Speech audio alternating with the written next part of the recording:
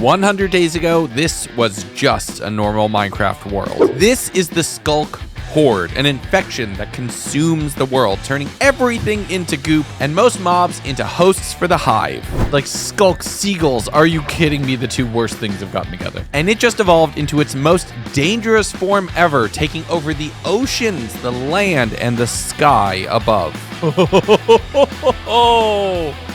That's a lot of spiders over there. I'm gonna try to survive the next 100 days, pushing the Horde back or probably becoming part of the collective. Special thanks to Pebblehost for sponsoring this video. More on them later, but let's get started on this adventure. Day 1. All right, everybody, it's time for a brand new adventure. We just wait for the ding and the world starts to end. The horrors! The horrors are here! Yay! I don't see the phantoms, though. This is interesting. Where is it this time? It didn't take me long to figure out where the Sculk had surfaced, and, well, it was extremely appropriate for what I knew was new this time around. That's it. There it is. Underwater is new. There's been a big update. There's a lot of new stuff, and there's, well, a village we should loot before it gets taken over by the Horde. Hello, hello, end of the world, end of the world, end of the world calling. Not yet. End of the world calling. I have a nice bed. Nice light blue bed. End of the world. Give me the crafting table. End of the world calling. Run while you still can. I did my best to warn the villagers while I was grabbing anything that might be useful in the upcoming battle, searching for some of the things that I knew were available here. There we go. Iron pick, sure, I'll take that. Why did I bother crafting a wooden one right before it? Ding dong, end of the world, end of the world. Perfect. Flints. Immediately, okay, great. Somewhere in here, there's probably one of the houses that has an iron block. I just need to find it. And I'm gonna get all of that leather too. That led into the morning, where I made sure my priorities were in the right order. Money. It might be the apocalypse. We still need money. Actually, trading will be really important as we get a little bit later on. Okay, I need to find weapons, any potential armor, and leather. I need a backpack as quickly as possible. Before continuing to bounce around the village, grabbing anything I can, primarily focusing on that main checklist. Arms, armor, and leather, so I'd be able to move things. How much has it grown? Oh, it's already starting to make landfall. I have to move quick. I'm starting to run out of time. Since the Sculk was now also making landfall, I killed a few more animals that were around here, harvested up any iron that I could find, and spent the evening cooking any food that I had found across the village so I would be able to heal and sustain myself, taking a quick nap and heading over to the woods directly by where the Sculk was about to take over, as there were some new unique trees here I hadn't experienced before. Eat a bomber granite.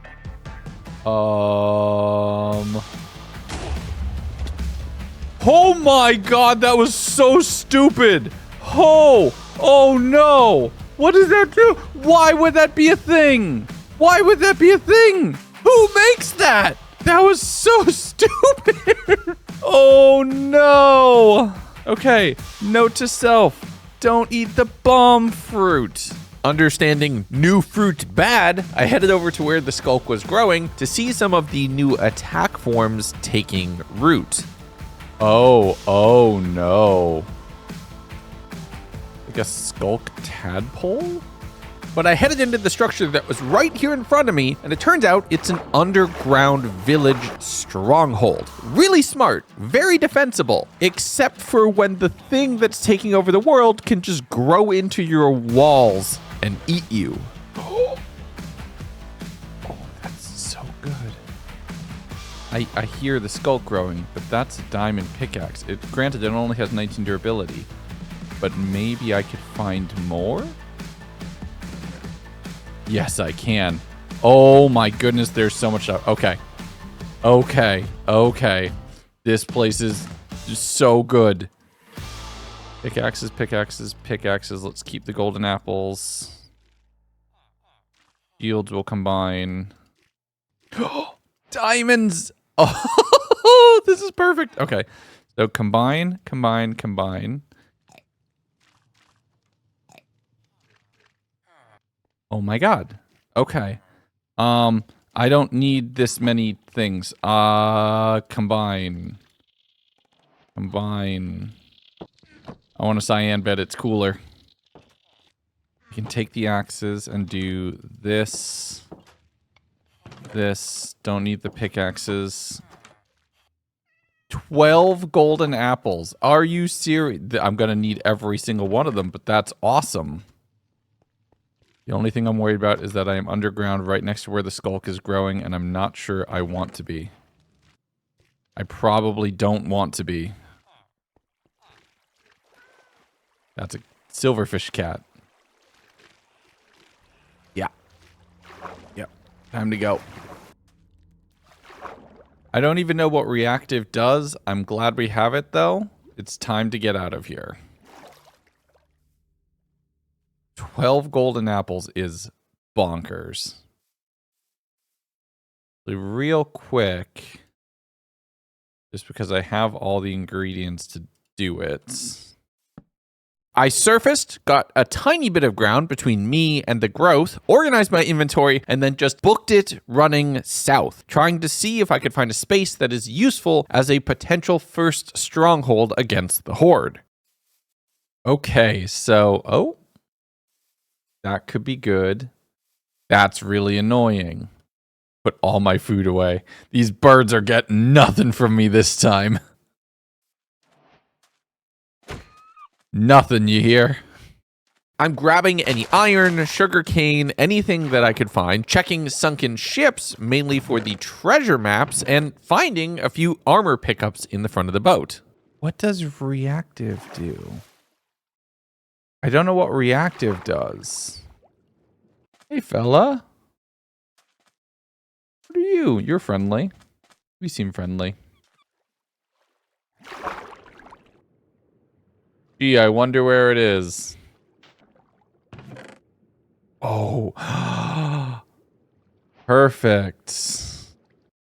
For a limited amount of time, 15 seconds of water breathing.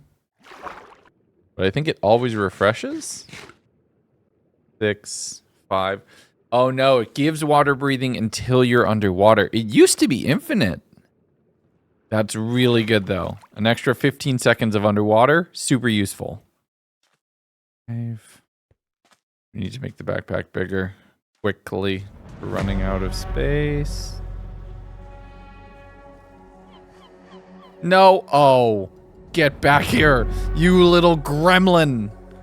You're the worst thing in all of everything I've ever done. No. Oh, I'm so mad.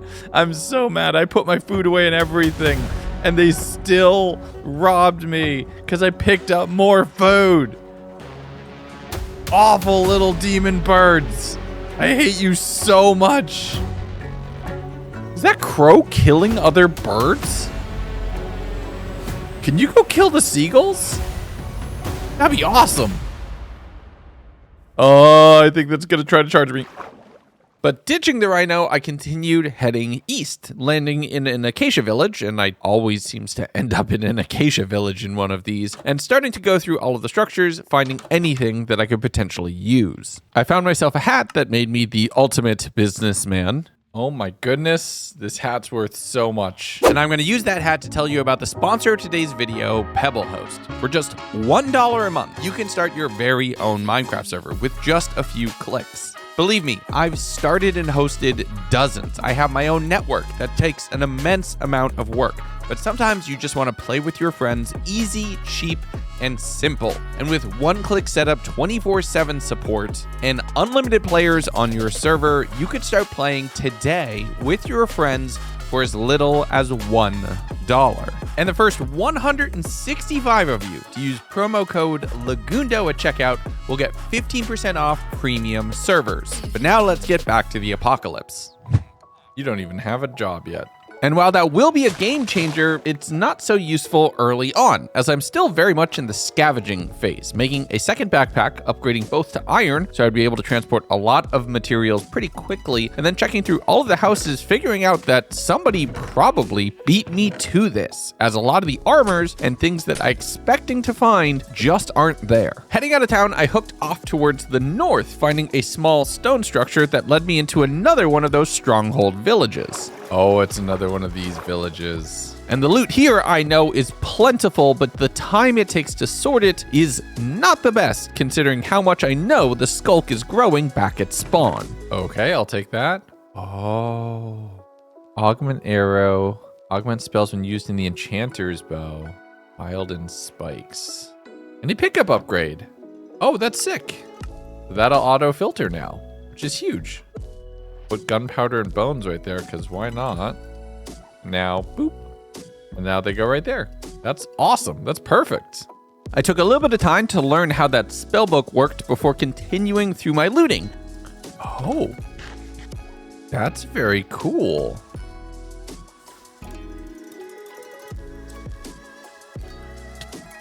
Ow. Oh, yep. Interesting. Finding out that this village actually intersects with a spider dungeon. Spider cave. Oh, this is intersecting. This is a lot of gold. Oh my goodness, this is so much. Those are cave spiders too.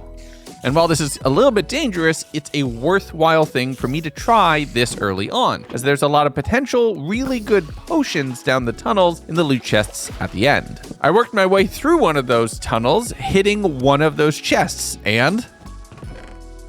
oh, this is so good. Okay. Diamond. Weakness potions. Times 3. Bunch of cobwebs, bunch of string. Bane of the arthropods. I don't know if Bane's useful. This is a lot of good pickups, as potentially doing a curing round on a villager could be even better prices. But I put the effort in to actually go and break the spawner, torching up this whole area, but not being brave enough to take on every single tunnel, as poison spiders are no joke, especially in early game. Oh, nope. Back off. Spawner secured. Sick. Oh, this is awesome. I pulled off my very first villager trade, at least I'm giving back to the economy, which I am very quickly robbing by checking every chest in every bedroom, just trying to find anything useful. This village also backed into a cave, which was a little bit of a bust despite the time that I spent here, so I doubled back, headed up the staircase to the surface, and had my first real encounter with the Horde. Oh. Oh. Nope, nope, nope. Get over here.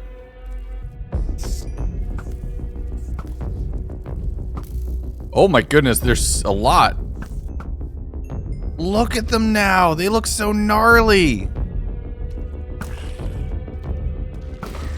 Oh, look at it. There they are. There's the problem right there. A phantom found me. And this is making another Sculk patch right here. Oh! Not good.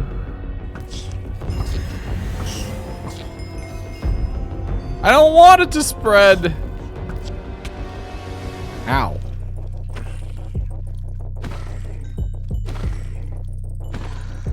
Oh, they look so nasty now.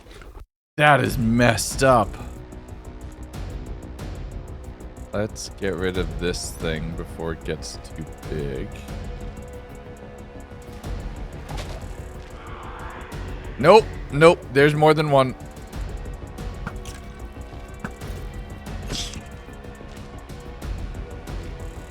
Nope, I don't know where it came from. It's just, oh, unless it's like under the water. Oh, that's annoying. Ow, ow, nope, nope. All right, let's not get corroded. I think it's, wait, can I do this down? Oh, yes I can, yes I can. Okay, keep that in mind. You can... okay, you can dig straight down. Okay, knocked that out, so I think we're good here. This bit's secure for now. But while I was able to disable all of these summoners in this patch of Sculk, so it's not going to make any more mobs, I can't fix it, I can't cure it, and I can't stop it from growing more. So I need to put more distance between me and this horde so I'd have time to actually build the tools I need. Let's gain some ground right now before things start getting worse. And I want to employ some strategies that I didn't really have time to capitalize on in previous attempts, including recruiting a bunch of kangaroos really early so I can build up a proper army to fight back with. Getting myself a couple new friends and heading north until I found this awesome looking volcano cavern crater looking biome. And yeah, sure, there's ash floating around in the air, but something tells me that the hot temperatures might keep the horde away, or I could use all of this lava as potential defenses down the line. I did a little bit of camping, heading into a very large cave system just north of my potential base area, trying to get myself the resources that I'll need to be able to start working on curative items against the Sculk. The main things I'm searching for at this point is gold and amethyst. Both will be extremely critical to obtain, but I might have jumped down here just a tad bit too early. Close calls aside, I'm mining up any ore, even though I'm primarily focusing for gold, and eventually found my way into an amethyst, and you can tell how excited I was. Just listen. Oh my goodness, and this is an awesome geode. I need so much amethyst for so many purification blocks and flasks and everything else. This has, what, 1, 2, 3, 4, 5, 6, 7, 8, 9, 10, 11, 12, 13, like 20 budding. This is awesome. Best case scenario, best case scenario. I headed back out in the caves fighting monsters and collecting gold, accidentally sleeping at a small campsite here and continuing through this the following day, dedicating a bunch of time in one block to being underground so I could focus on fighting on the surface as I make progress. Ooh, diamond axe upgrade I will take. Oh, that was almost really bad. Teeth. I hate teeth. Oh, great. And we get the fart one. Wonderful.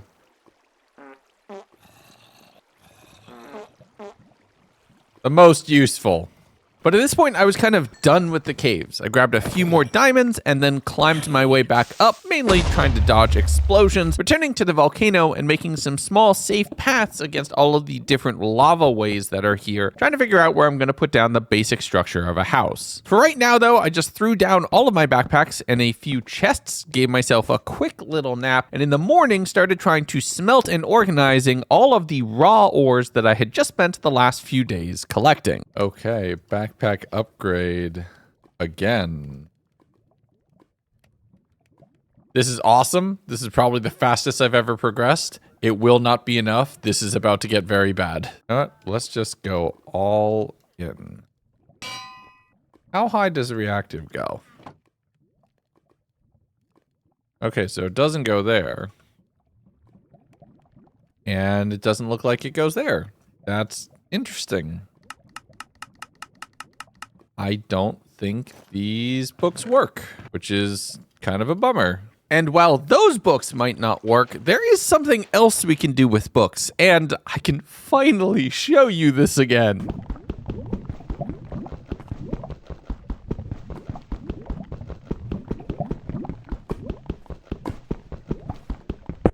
I threw down all of the sugarcane to make myself some more paper, made myself a bed as I had lost my previous one somewhere, and slept going into day 11, where I started the day by upgrading to diamond armor, still not sure if I should upgrade my helmet, and swimming over to a nearby beach sunken ship. There, I looted all 3 chests, finding a map which led me off towards a sunken treasure, which had something very awesome inside. Ooh, improves agility in water. That's awesome. Oh, I'm so fat. I look, between the snorkel and the flippers, I look ridiculous, but oh. I am so fast. This is awesome. Hide them visually, just so it's not too ridiculous. And all these aquatic upgrades are great because the latest update of Sculk Horde is pretty much entirely focused on making the ocean want to eat you. But I had some land-based Sculk that I needed to deal with, and it had a few new tricks up its sleeve on the ground as well. What is that? We have multiple to worry about here. All right, let's do something about this. Oh, you're kidding me. Did that literally just spawn right there? I just see it. Ow. Ow, ow, ow, ow. Erosion is bad. I'm flying blind trying to hit this thing. 20 seconds? That's so annoying. I think the brain literally just spawned right there. Oh, it ran me straight into more Sculk. Great. Well, there's more phantoms right there. That's a problem. It's grown quick. Yep. The node is somewhere over there. A minute? Are you serious? That is... Well... Oh, that's a lot. Ow. Ow. Oh, my goodness. Ow. Ow, ow, ow, ow. Oh, these attack now? Oh, those melee now. That's not good. Stupid Sculk pancake. Oh, I'm corroded too. Diseased cysts and I'm burrowed. Oh, I think those things just crawled out of me. Ugh. A developed threat. Undeveloped to immature. So it grew from nothing to immature super quick. This is way faster than it was before. Day what? Day 12? Day 12 and we already have a brain. Oh, and I see it. I see the brain right there.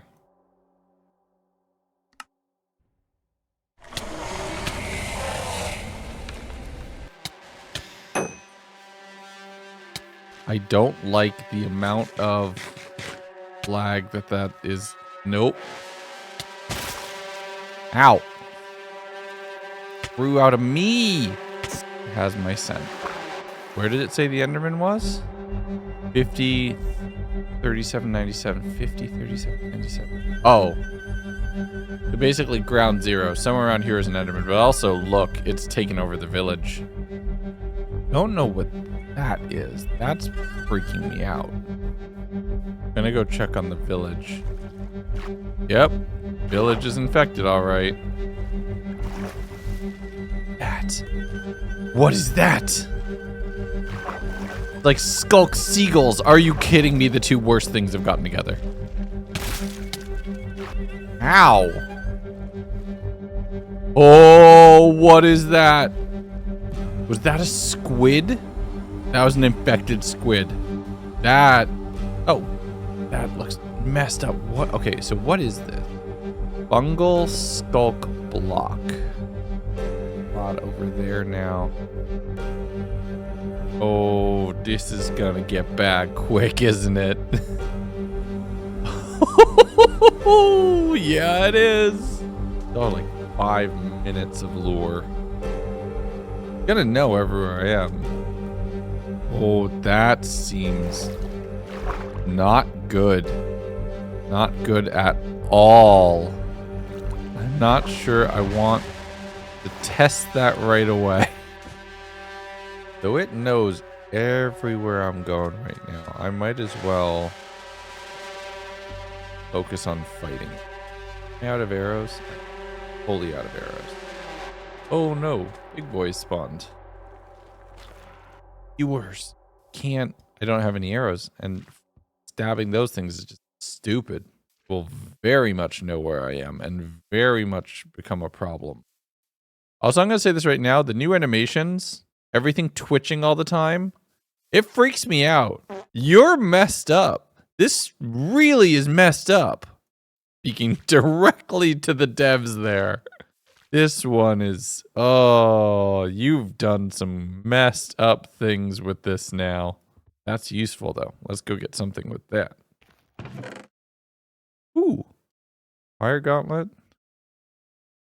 I still don't know what reactive means. But I was pretty excited to pick up the crying obsidian, as that's going to be essential towards actually taking out that node once I can manage to prep for it. I then went to check out a nearby Firewatch tower, which didn't really have much in the chest, and an abandoned house with a small archaeology dig behind it that was really just bones. I think that might have been more grave robbing than archaeology. But I came across this large tavern structure with a single villager inside who I was determined to turn into a Fletcher, so I'd be able to buy myself a whole bunch of arrows and actually take the Sculk on at range, which would be far more survivable. But when I went looking for them in the morning, they were just gone.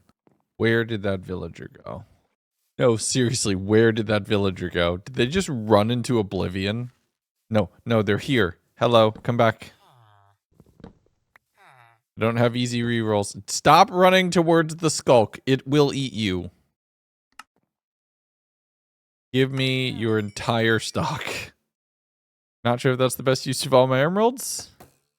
I have a feeling I'm going to be shooting a lot of stuff, so maybe it's worth it. Once I had all the arrows I needed, I went disarmed another summoner and found a nearby underground village. Another one that will almost certainly soon be fed to the Horde, but that doesn't mean that I don't have a reason to just go loot every chest I can see.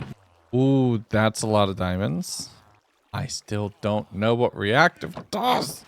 Once I got back up to the surface, I tried taking out a few of these spore spewers just to slow everything down, but I ended up setting off summoners and immediately getting into a fight with the skeletons. And these things would give jackals on Legendary a run for their money. What a crazy snipe.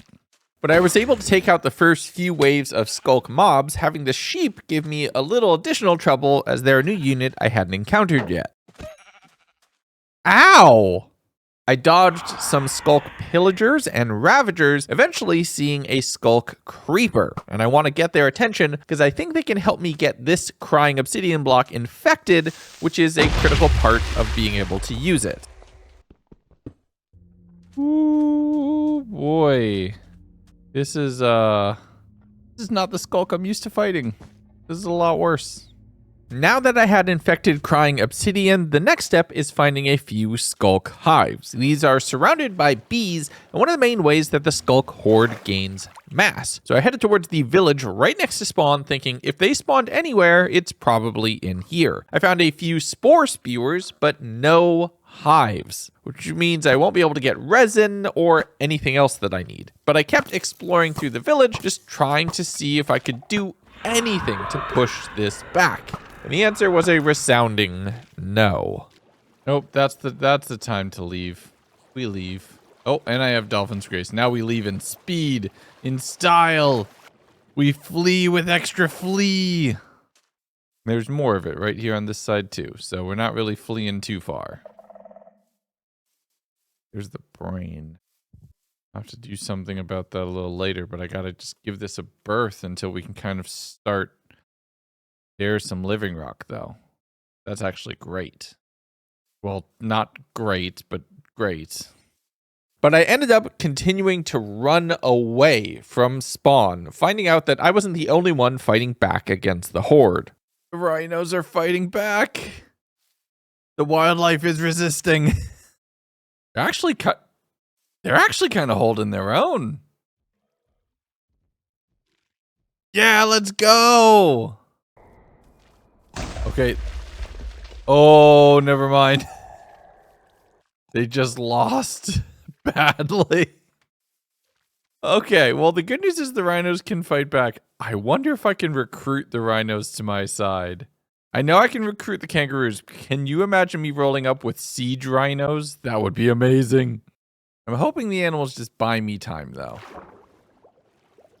I need time to get my gear set up, and I think I'm okay. I think I'm far enough away for right now. But I have to do something about that brain. But it was getting late, I was getting tired, and the Sculk Horde is maturing as I set to sleep for the night. So the next morning, it was time to build myself a little bit of a house, so I had a place worth defending and a space that I could set up as a proper workshop. I want to actually put some effort into making a base, actually building something from scratch, because I do have a habit in these 100 days of just taking over a structure and making that my home. Mainly because I usually just want to explore and find all of the different mods to deal with in a pack, but for this one, it is one mod and it's mainly coming to deal with me, so I can put the time into actually building. I'd use replay mod here, but this is what it looks like. Create and replay mod on Forge just do not love working together, so you're just gonna enjoy me yapping, going into pretty much the halfway point of day 17, where I have my base built and I'm heading out for more supplies. I grabbed a bit more dirt to be able to set up an initial crop plot and farming, and started planting down food and getting everything done. That is a 2-day distraction from the horrors of the end of the world, going into some nice, simple, calm farming on day 18. Okay, planting thing. Onion. I have a little bit of beetroot. That's tiny bit of carrots, potatoes, quite a bit of potatoes, I think. Onions back here. And I want to do something special for the tomato. I set up a small little roof to hang rope from, because you can grow tomatoes underneath the rope and then have it grow up it. Basically, doubling, tripling, quadrupling your output per block of farmland, but only with tomatoes. Such a good feature. But I use all of that to make myself basically half a stack of barbecue on a stick. A really good high density food that can allow me to fight much stronger. Turning my attention to starting to organize all of the chests here before being visited by a at least friendly face. Oh! Hello! Perfect timing. I was just looking for somebody to do some trading with. What you got? Oh. Unfortunate.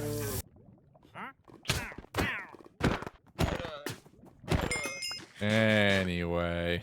But with that all taken care of, I put some effort into fixing the water right here near the front of the area, just so I could plant more sugarcane, and then started stripping some logs, because we need to get into create, because, well, look what it was like in the morning.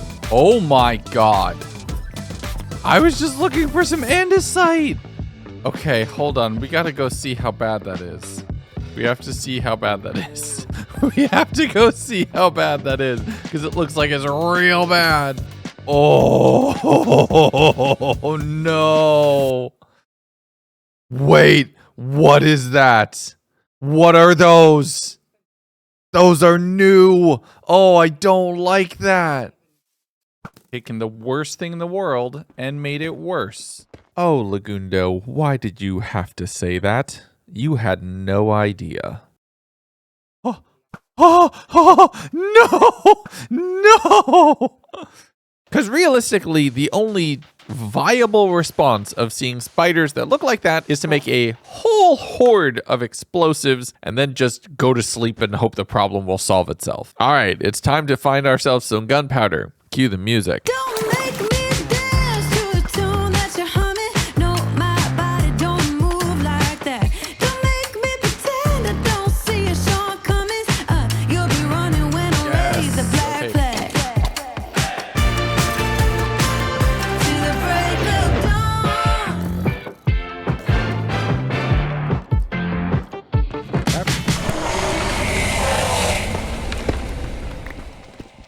317,562. Oh, that village is so screwed. That village is so screwed. But I can't worry about that village right now. I have enough mobs around me and normal Endermen trying to kill me. And apparently also, and this is something that I wasn't ready for, the air itself is now toxic. Ow. What? Wait, what? Diseased atmosphere. Wait, what? Ow. Wait, what does that mean? Ow. Okay. Let's not go that way. Let's go away from that way. But I ran away from whatever that part of the cave was, did a little bit more searching, finding another campsite or two, and then eventually surfaced, taking a look at just how much the Sculk had grown. There's another portal close by, and I thought maybe there'd be a little bit more crying obsidian here, so I made sure to punch out all of the fire, grab myself the couple purplish blocks that I was really here looking for, and then checked in the chest, finding a lucky scarf, which is a huge pickup. But I grabbed the gold blocks and then headed over to look at the giant square of Sculk, and that's where the diseased atmosphere was actually coming from. So to recap, it's taken over a large chunk of the world. I can't stand on it without losing health. I can't even get close to it without taking damage, and it's covered in mobs. So I thought it's time to run away. So I headed down the river, seeing a few hives in the process. And that's actually, despite it being more Sculk, something that I really needed to find. I made myself a set of shears, fought my way through my first wave, and tried getting close to the hive, but it just did not want me there. Hey, just full send it. No! Do not full send it! Do not full send it! Do not full send it. Undo sending. Oh, you're fast. Oh, you're so fast. You're so fast. You're so fast. You're so fast.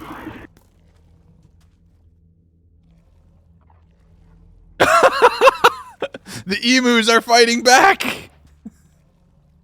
The emus are fighting back. The emus win. Oh. No, okay, the emus are winning a little too much.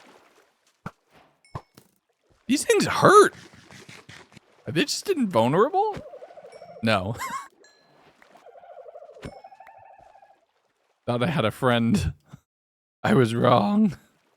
But once I realized the emus fight all things, not just the Sculk, I headed back towards the hive and kept trying to dig away at the Sculk and the sensors so that I'd be able to just get towards the comb underneath the hives, but I keep getting pushed back by more and more wave. Oh my. That's horrifying. Those are witches.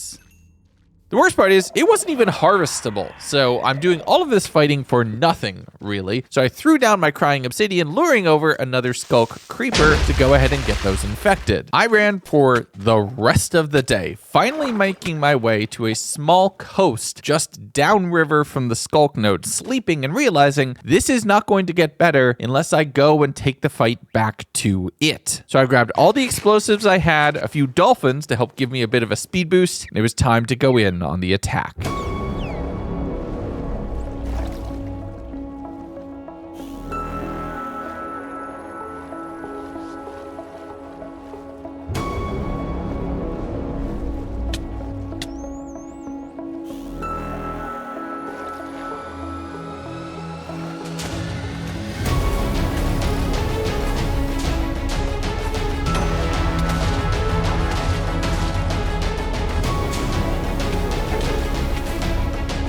Oh my god.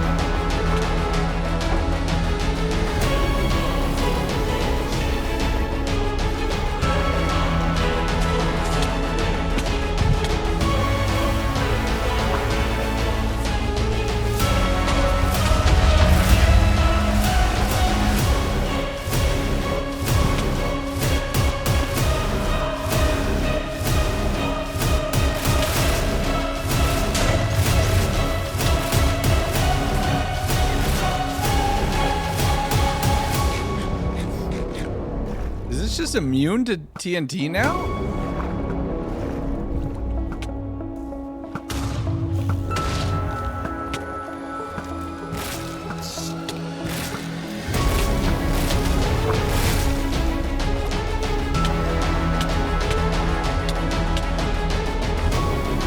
Oh my god, this is so much harder than it used to be.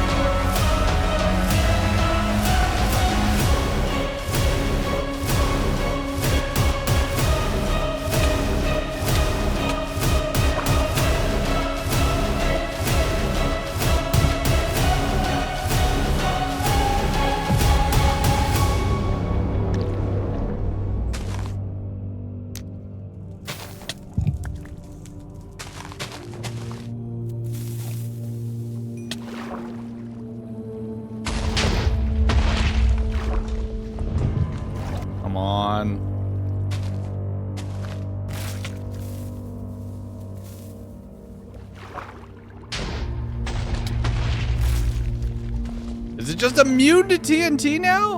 No, there it is.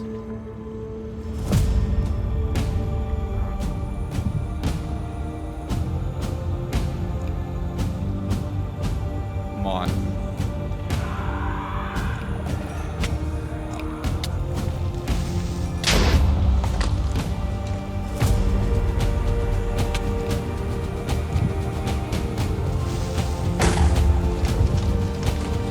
Because it's waterlogged. It's cause all the blocks here are waterlogged.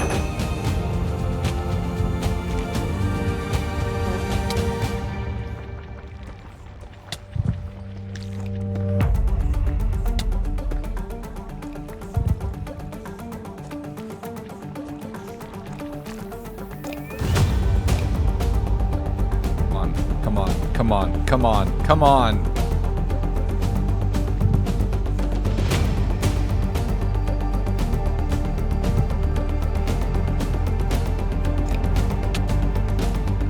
Come on, break. I'm gonna die. This is so close.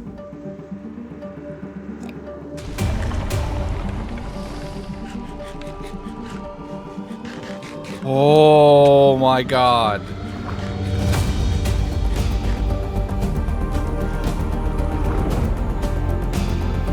Get me the heck out of here. Woo! Oh, that is so much more intense. That's not even counting all of the other... Oh my. Oh, this is not messing around. Oh, the Sculk has gotten so much smarter. This is bad. But despite taking out that node, the Horde is still pretty strong. There's still spiders, witches, skeletons, all of them trying to attack me at range, pushing me further and further north away from the husk around where that node was. It all led me back towards the very first village that I had gone and raided, and it is unrecognizable from where it was merely 20 days ago. It also happens to be the target of the currently existing Sculk raid, meaning there's a bunch of mobs who are all trying to destroy everything that they can at this specific point. And it was here that I found out just how dangerous those new Sculk spiders actually are. Burrowed and 2 minutes? 2 minutes of poison? Come the heck on. That's just cruel.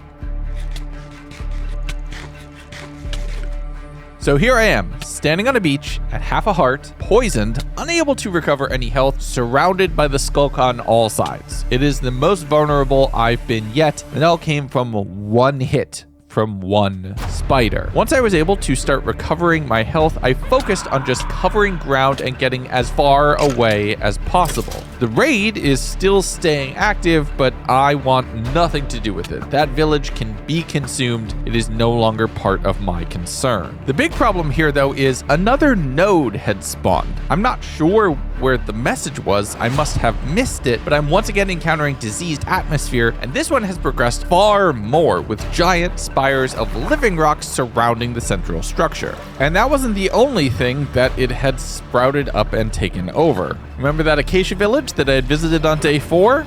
Well, I'm sorry, village. You're lost. This thing is so much smarter than it used to be, and so much more destructive than it used to be. The only problem is right now, I can't really stop the Horde. I can barely even slow it down. I'm just trying to survive all of the mobs that are coming my way, including the witches that can turn themselves invisible and throw 2-minute poison potions. It also doesn't help when my bow breaks along the way, but thankfully I can rely on the flippers to just get me out of there quickly. I returned all the way back towards my Volcano base, thinking maybe I can invest some time here, process all the resources that I'd gathered, put whatever I can into research, into focusing on curative items, and going ahead and making myself some more food that I can get myself a better option. But the main problem I have, believe it or not, is I can't find any andesite. I need it to get started on create, but everything I'm mining up is basically just raw stone, the occasional bit of calcite or limestone, but not this one really common, really basic stone block. I headed down into the caves and I found these crypts that are exposed for some reason, and it contains a lot of polished andesite, but that doesn't help me because it's not the raw that I can turn into andesite alloy to get involved with create. Those spawners will be useful though, so I made sure to keep a mental note of this area that I'd be able to use in the future, putting some effort into clearing a bunch of the structure, as I know you can find god apples and other high tier loot here, even though I unfortunately struck out on this specific iteration. I kept caving around into the next day and I'm finding emeralds, I'm finding other rare things. I'm not finding andesite, and it's starting to get ridiculous at this point. Okay, there's no way there's no andesite. What is going on? Where's the andesite? Still generates, right? I haven't even seen any diorite either, come to think of it. What did we do with this terrain, Jen? At this point, something about this feels wrong. At this point, I'm looking into alternative crafting recipes for the stone, and none of them are good. But I'm thinking maybe it has something to do with the biomes that I'm searching in. So I headed into another ocean that had another semi-underwater village structure right here, relying on my spellcasting book to break through a few walls, finding a zombie spawner in the process. But in breaking one of the walls of this structure, I found some diorite. And this might seem really bad that I'm excited to see diorite, but if you craft diorite with cobblestone, you can make andesite. It's the kind of crafting recipe that no one has ever used, but it is going to be specifically critical right this very moment. But after I was done mining everything up, I decided to end day 27 by suffocating a cat in a wall. That's probably a brand new sentence. Oh no, cat. Cat, no. Gonna pretend that that didn't happen, and we're gonna go in here and we're gonna sleep. I finished looting the village over the course of the morning, finding a dungeon intersecting here that had a warp scroll inside. Remember that for later. In fact, leave a comment about that, how that will be important later. But I wanted to continue pushing north, thinking maybe I can find some other biomes, just anything that could be useful. Finding another underground structure that wasn't exactly underground. Interesting. I think they did not get the message about how underground their underground village needed to be. And I think... Oh, okay. This is funny. But inside was something amazing. Oh, look at all the crying. That's blaze rods. Holy. This is huge. That saves me so much time. I spent all the time necessary to get all the crying obsidian necessary from all of the portals here, working my way through a few of the hallways and eventually finding a brewing stand that actually had potions on it. So that was awesome. And this village was so nice, it decided to do it twice, giving me a second portal room with even more valuables inside. A piece of nether wart. That's game-changing. Literally game-changing. This one village was basically perfect for us. This is huge. But breaking out from here, I can understand why they were slightly kind of nether obsessed, because the nether is growing right next door. Oh, here we go. Other thing that's trying to infect this world. And I'm just gonna let them fight. This is a piglin invasion site, a place where the piglin are attempting to convert the overworld into the nether so they can take over. And it's really useful that it's here because it's one of the rare ways that I'm going to be able to get nether wart. I crafted myself up a replacement bow and then focused on bowing down one of these transformation towers, going in and whacking it with an axe whenever it was at its peak. And once it exploded, I got the goods. Oh, that drops netherite. I forgot. Oh, that's huge. I don't know if I can do anything with it, but that's really good. But these are nether wart blocks, which until that village over there, I thought was the only way that I'd be able to get it. But I didn't want to come here for just potion ingredients.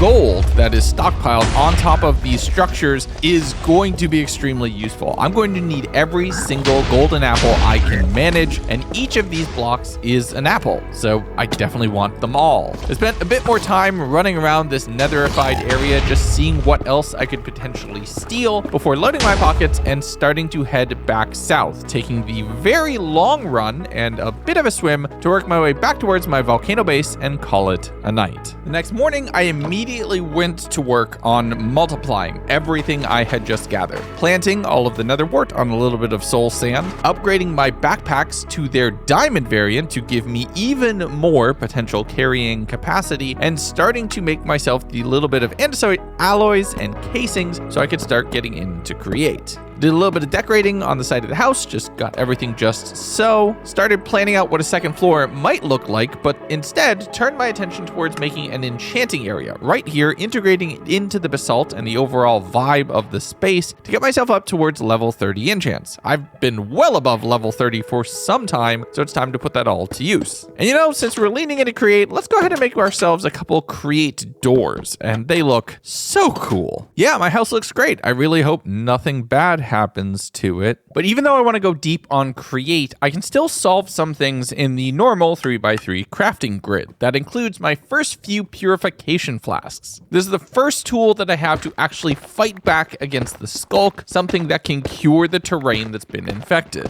But with that done, I put down all of the bookcases and started making an enchanting space, setting up a small little bridge to be able to get over here. I'm going to actually do the enchanting a little bit later, but I'm focused on everything. Getting my gear upgraded, getting my food upgraded, getting everything I have set and ready to go. And then it's time to make Beck mad at me and start doing some create. So I headed out into the woods just outside the volcano to chop down a bunch of trees, clearing a small area that I'm going to turn into my create workshop. The following morning, I made the water wheel, got it into position, and then started setting up a small space using basalt to close everything else off, using trapdoors to get the water in just the right positioning, having everything, it feels, ready to go. It's then time to go through multiple different gear interchanges, getting things moving faster and faster so I can start using it for some of my upgraded equipment. Oh, it intersected with... Okay.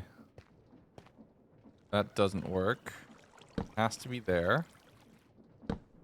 There. Put it there with a shaft. My usual create mess, but it's my mess. There's nothing you can do about it. Sorry, Beck. But I set up the press, had that started working on making myself some smashed iron plates, moving all of my bamboo off to a little bit of mud just off on the side here. And this is why I'm getting into create. It can help me make basically infinite amethyst. Get amethyst, I need to get to grinding wheels. To get grinding wheels, I need to get to brass. To get the crafters, make a crafter, I need brass. For brass, I need to mix it. For that, I need blaze burners. For that, I need a whole bunch more. We have progress. We have something. Something counts for something. Something is, in fact, something. And speaking of something, I started day 33 by doing a whole bunch of enchanting, which we will rapid cut through now.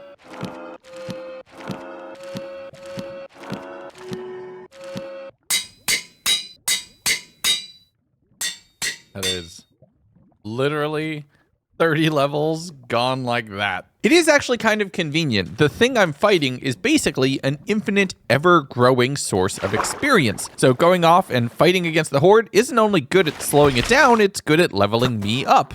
Literally. And now, with my upgraded armor, I'm taking significantly less damage from all of the Horde, and I feel a lot safer. Even when Sculk Endermen are spawning, and they're not even close to me, I can still just take on the Horde, throwing down some small purification flasks that will allow me to clean up the little splotches of Sculk that are separate from the main major nodes. That's actually perfect. Wait, hold up. That's awesome. Can I get... This is gonna be great. You. Come on. Ow.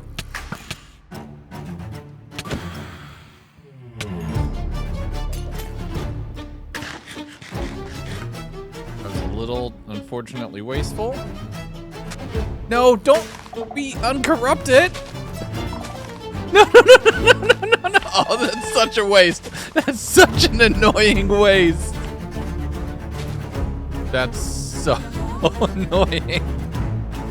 That's genuine. Why? Why would that happen? Oh no, that's bad. Want to see exactly how bad? Holy. That just almost two-shot me. I need way better armor if I'm going to take this thing on. Like, this village is so dead if I don't do anything.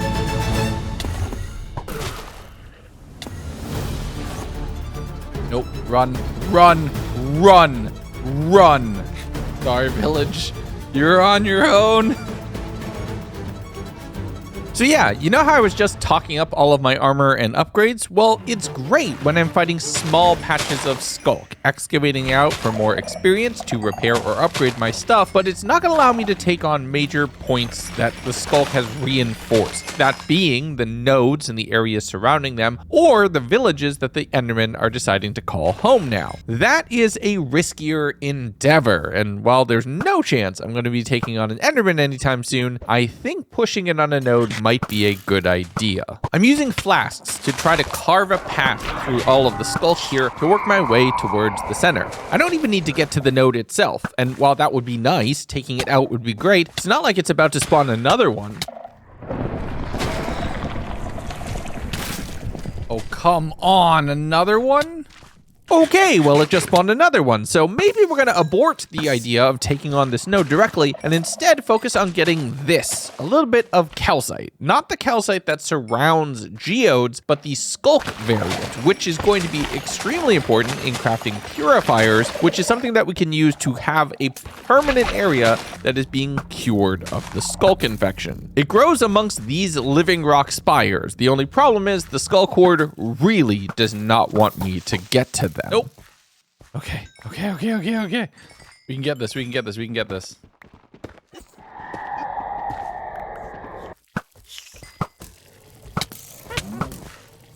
Oh, it throws the mites at me. I need to get to that living rock as quickly as possible and then get out of here, probably via the water.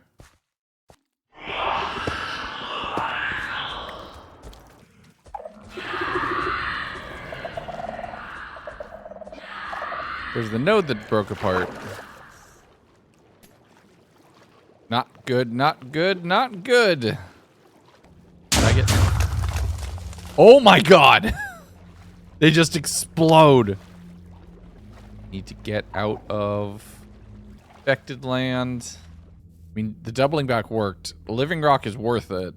Or not living rock, calcite. The right kind of calcite. The spooky kind of calcite.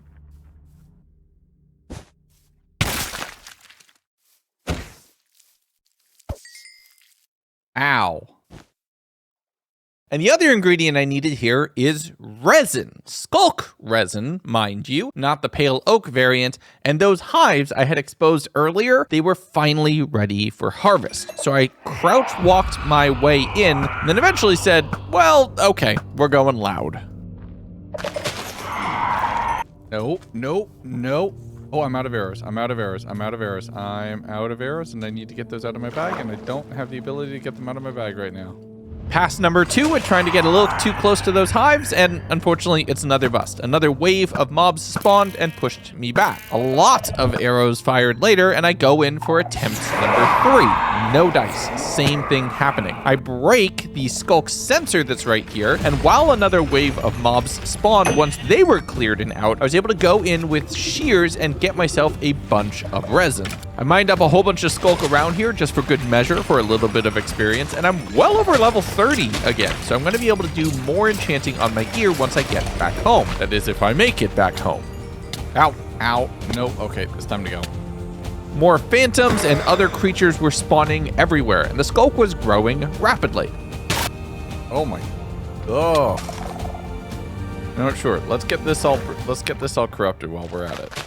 So I plopped down all of my crying obsidian right here, and I didn't even need a creeper to get it infected. It was just grown onto. Oh, come on. Looking at the map, I can see a second node also growing, so I have to move quickly. Breaking the summoner here, fighting off whatever tadpoles are constantly attacking me, and then going through the time to mine up all of this infected crying obsidian, and then booking it out of here as quickly as I can. Once it turned to morning, I'm starting to head back towards home, but I can't get too close too fast. I'm lured, which means the Sculk Horde knows everywhere that I'm going. And there's small patches of Sculk that I'm constantly passing by, so I'm stuck in this loop of constantly getting engaged, so the lure is never getting lost. Road. Yep, there they go. Squirting out. Nope, not good, not good, not good. They've made landfall. They can't be this high north. That's basically nothing. I need more flasks. I need amethyst. I need to go. And I need to get ready to leave because this place is about to get completely overrun. Put all that effort into setting up and it's just going to get bad really quickly. I eventually got just close enough to the base that I was willing to make a risk before it ran out, allowing me to get in and start dropping off everything into all of the backpacks, trying to organize everything into go bags, in which case I lose this base area, I can grab everything and get out of here at a moment's notice. They're like the bomb fruits. I still don't know what these do other than potentially kill you. Okay. Push comes to shove, we can leave. Maybe we bring this. Okay, so we pack this up. This. We leave the books. We can put the enchanting table down if we need it, but if this is gonna get this close this quickly, this base is potentially compromised, and I might need to go. Before I do, you know what I should do? We should do everything we need for the coal rods, because we're gonna have all the lava we need right here. This is gonna be very, very, very, very close. Once my bug out bag was done, I turned my attention towards the things that couldn't move easily. Mainly that being my create setup right here, which this is probably my best shot at getting blaze rods complete. So I started pressing a bunch of copper into plates, mined up all the coal I could, converted that all into blocks and sanded that down into rods, and then headed into the water to get some kelp, which I would be able to cook for a pump. This would allow me to take fluids and do fluid dynamics with all of the create stuff. Setting up pumps and gears, getting lava in place, and everything was ready and... Okay, I literally had to write my own mod. You know what? It's times like this where I realize, oh yeah, I'm a software engineer. By the way, go play on my Minecraft server, leg.gg. I coded a whole bunch of stuff there. My team did really cool stuff there. There you go. There's the ad. There's the ad. I've now shilled. I've shilled for you. But the mod's not working. Like if you just search for incomplete, it's not there, right? So I had to make my own version, and it's not nearly as complicated as it was, but it at least is functional. So I can go a boop. I can go a boop. I can go a boop. It's one bucket of lava to one blaze rod, but it's something. Let's make ourselves some blaze rods. I couldn't figure out how to make it be like 3 blaze rods to do a thing. So we're just gonna make it be 1 bucket. Don't worry, something tells me we're gonna need it. This is fine. This is all entirely fine.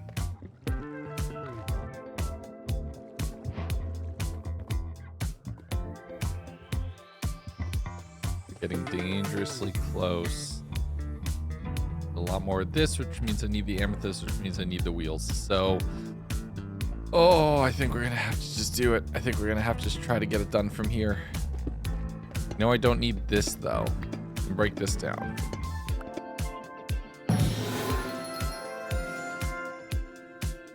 Task failed successfully. I didn't do it, but it's good to know that it failed. Oh, that jump scared me so badly.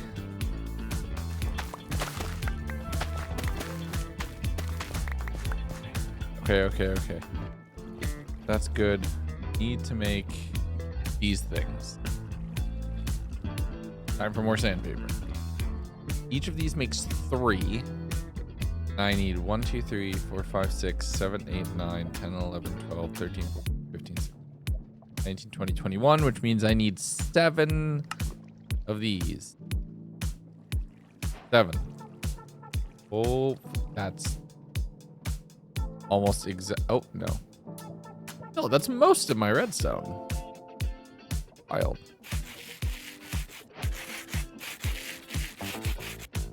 And copper makes brass, make that. I need to make a mixer.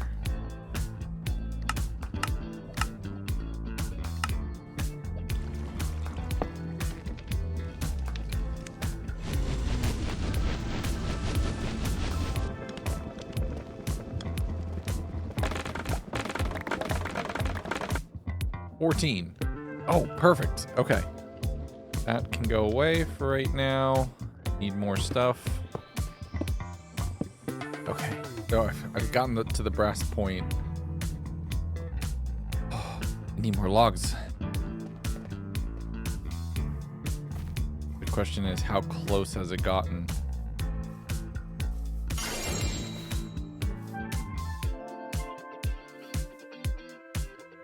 Pretty close.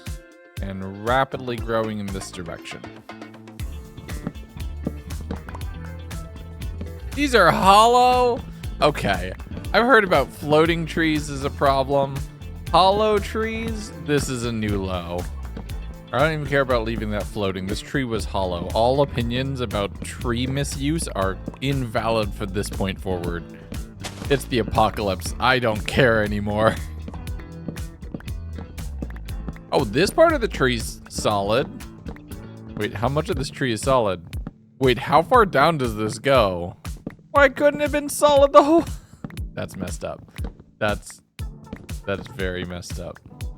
Once it rolled over to day 39, I'm taking all the carrots that I've been harvesting and throwing them at all of the kangaroos. I want to build an army. I want a whole fighting force and not just 4 roos that will get killed randomly without warning. But then it's right back in to create stuff. I needed to strip all of the logs that I had just collected, turning them into brass casings, which is one of the major components for the autocrafters. And it's not like Minecraft autocrafter, where it's just one block. This thing is a massive construction build that's going to take up a big chunk of the base here. You have to orient everything perfectly, you have to spin it all with gear power, and these things are stressful, not only on the system, but also on me. You have to move them at such a slow speed so it doesn't break, or at least when you only have one water wheel, that it is painful to watch this finally do the crafting. That is, if I had any andesite. I ran out immediately after setting this all up, so we're gonna have to head over towards that village to get myself some more diorite in the morning. Okay, I need more andesite, and since there's no andesite in this world, we're gonna have to go and get diorite to make andesite. The only place I know that I've seen diorite is over by that village again. We should check the geode though while we're at it. There is a geode here, I think.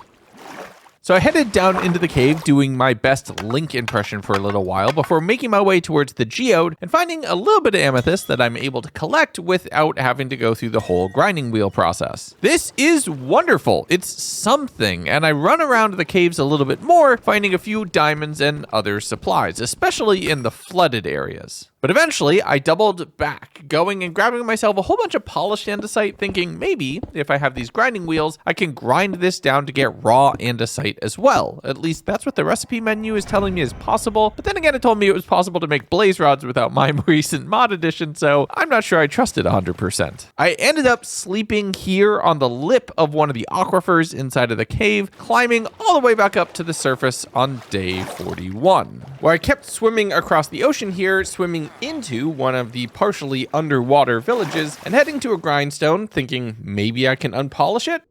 Oh, let's check it. Nope. Ah, it only works with the fancy andesite blocks. That's upsetting. That's so very upsetting. And look, I'm not gonna lie, and I'm also not proud of this, but I spent the rest of the day lost in the tunnels of this village. It's far too similar to a stronghold, which I am notoriously bad at navigating, where I kept getting turned around, looking for the one spot in the wall that I could carve through to get to the diorite to make myself more andesite. And it literally took until that evening to find it. I'm getting genuinely upset at this point. It's got to be somewhere. It's got to be this one. I know that's a meme. But at the same time, like, where is the danged andesite?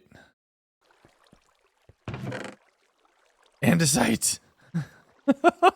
I'm losing my mind. 5 blocks of andesite was more than enough to make me celebrate. I'm losing it. Wait, I think I might have found it. Yes! Okay. We gotta take a while. How much you want to bet I wasted a whole day? Did I waste a whole day? Yes, I wasted a whole day. I spent a good portion of the beginning of the day of the meaning of life just mining up diorite before marking a direct access point to this specific cave and seeing something that made my blood run cold. Seagulls! Swimming over to a nearby sunken ship landed me with a treasure map that I headed off towards a nearby coast to be able to collect, finding out that something else special would be waiting for me there. Is that literally a white whale? With red eyes. Is that... Why do I feel like this thing's hostile? Oh.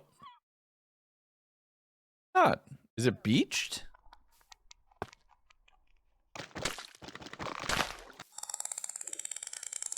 Oh.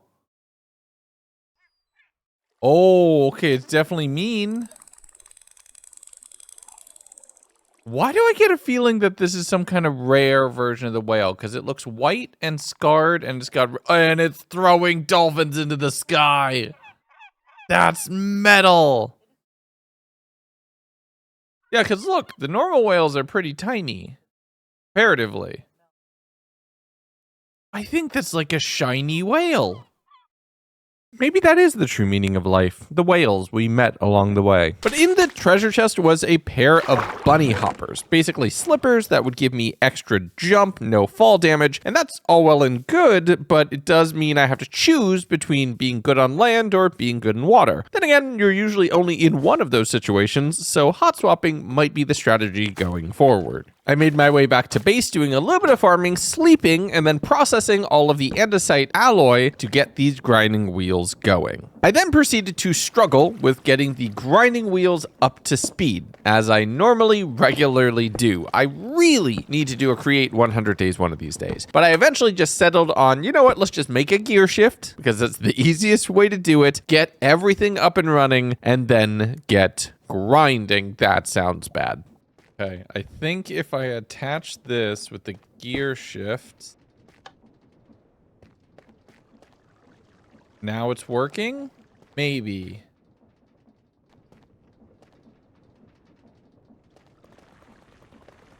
Maybe? Promising? Come on. Spit it out. Spit it out. Let's go. That's awesome. Okay. Now we're set. We're cooking. I need to grind these and I need to grind this. That's going to get me a bunch of nether wart.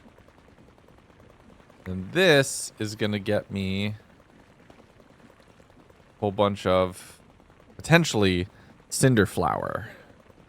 All of that grinding had me pretty tuckered out, so the next morning it was time to double down on this innuendo.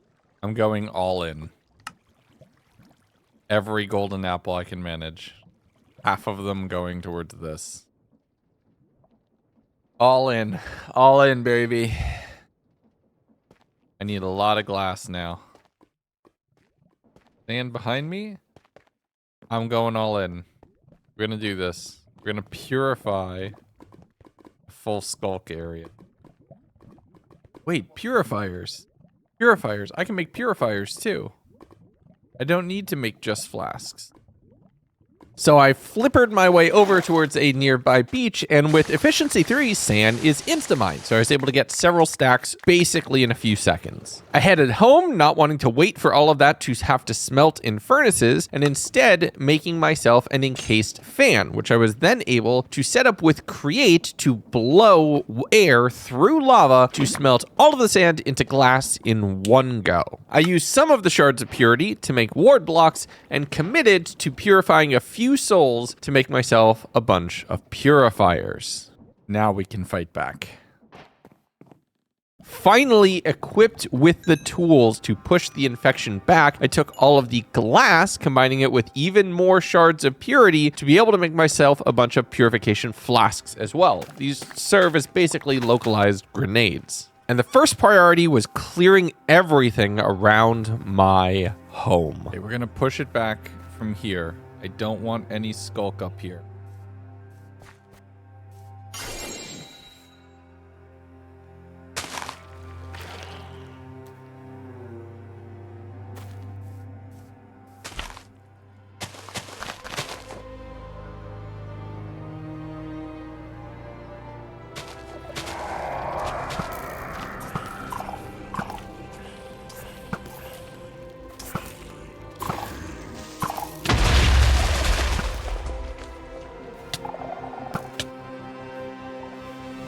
Oh, it gave me the fists.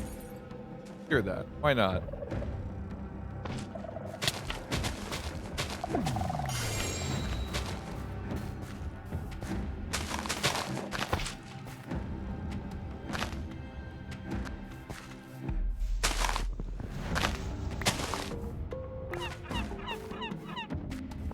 Wait, no, get back here, you little bugger.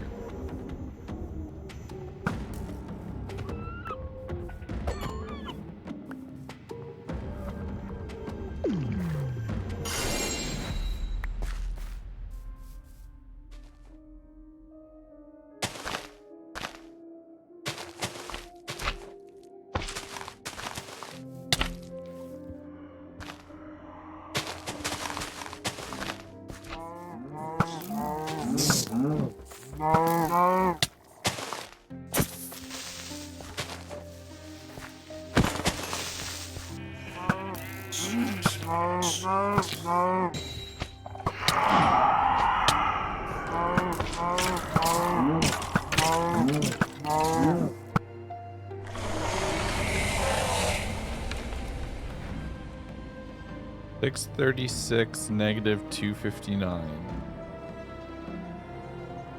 Like right here, just outside of the Sculk radius. So it's not investigating far. It's actually really good. Me. I don't want it looking far, not yet. I want it to stay down in its space. It can have its land for now.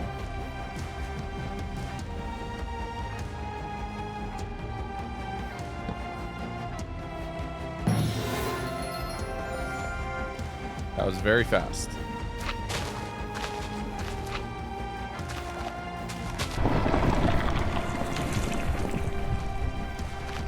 No, no, no, no, no, no, no. That's 3 nodes.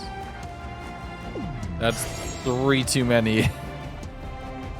But I put the idea of that node out of my head for right now. I needed to clear everything up here by my base. I was focused on a very specific job. Don't let the Sculk find out where I live. I pushed as hard as I could, but the Horde tends to push back. No! No, no, no, no, no, no, no. Back over towards the house. I don't have any arrows. This is bad. This is very, very, very, very bad. Where is it? There it is. We're gonna go fast. No! Oh no! They're at the base. They're at the base because they're getting killed. No! They've taken over the base! Yep, there's Sculk right there. It's on the base. Sculk might aggressor. No, my ruse! That's another one down. Okay, we're gonna get this super fast.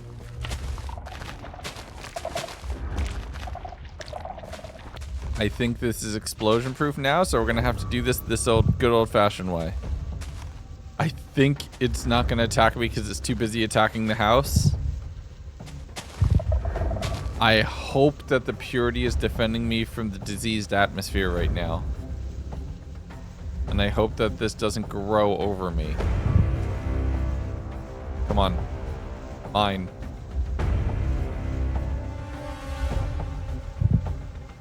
Come on, come on, come on, come on, come on, come on.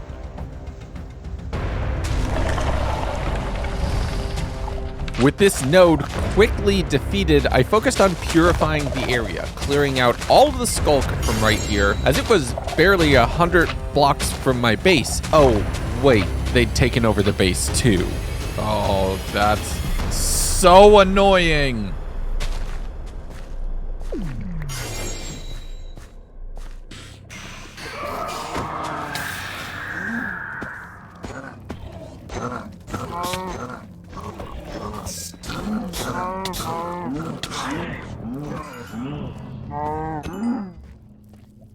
Come on, this is rough. This is brutal.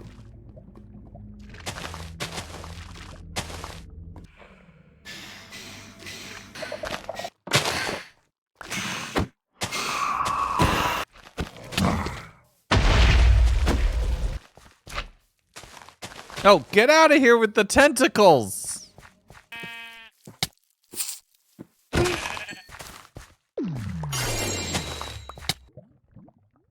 Oh, that was so close. That was almost really, really, really bad.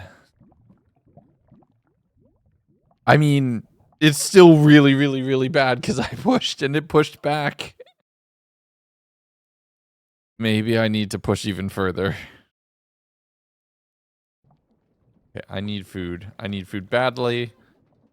Right now, I'm just going to pop this here. You can stay there. And I'm going to try to sleep. Having just re-secured the area around my base, I spent basically all of this day focusing on self-improvement and just preparedness for if things go badly again. I went through all of my inventory, every chest, every backpack. I made sure everything was secure, safe, and ready to go at a moment's notice. And then I focused on doing some better food, cooking up all of the beef that I have after processing it and turning it into about a half a stack worth of burgers. While that cooked, I made backpack upgrades for all of my backpacks just to store even more in each slot, and took time to chop down all of the sugarcane, harvest all of the farms, make sure everything was ready to go, and if I needed to, I could leave this base behind. But that would definitely involve upgrading my armor. So I went on a warpath, throwing down purifiers and flasks to be able to clear out every single Sculk block from around this node right here by the base. I was extremely thorough until I got to the water. I had to mine behind one of the walls to be able to hide a purifier inside the wall on the side of the river here, but it only seems like it's able to work on the land itself, and the Sculk mobs that are swimming around through the water are basically unaffected by the purifier, meaning they continue to gain mass, bulk up, and spawn even more. The ground is getting purified. The flasks, the purifiers, they don't work as well underneath the water, but they are kind of working. But all that mass that had just been acquired basically redirected back onto the land where more summoners are spawning, more spore spewers, more mobs that are coming to attack me. And it's pretty clear at this point, the oceans are basically the Sculk's place to hide from me. The land is where it comes to kill me. The oceans is definitely where it's going to grow. Come on. Be clean. Here's so many explosions. It is almost fixed, though. This is good. Oh, a little bit of it is like popping back up there. Okay. Might make more sense to go attack it at the source, honestly. This doesn't seem to be doing as much as I'd like. This is just like, look at all of the tadpoles. Look at everything infected around here. This ocean is lost. If anything, the ocean is worse than the Sculk being on land. Harder to deal with. And my base borders ocean. Well, the lava might help, actually. But I think this just doesn't matter. I can't stop this here. I need to go try to stop it at the node. Take out another brain.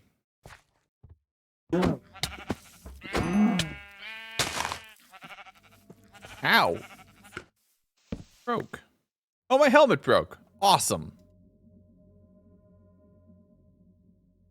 I still don't have any arrows.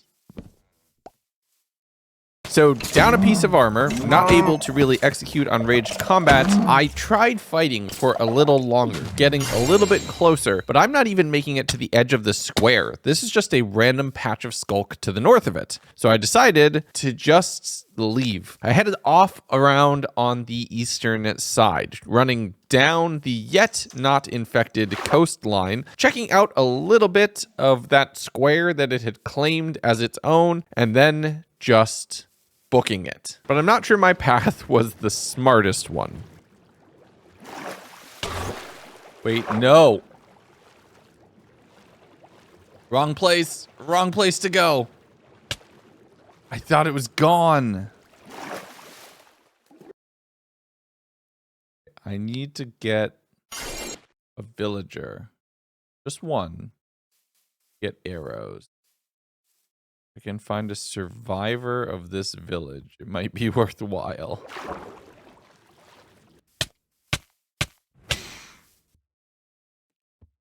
Oh! Oh, no. No, no, no, no, no, no, no, no, no, no, no, no. I'm leaving that alone. Don't think there's any survivors, but I might be able to slip through here. That's very bad very quickly, and I don't know if I can improve that at all. There too.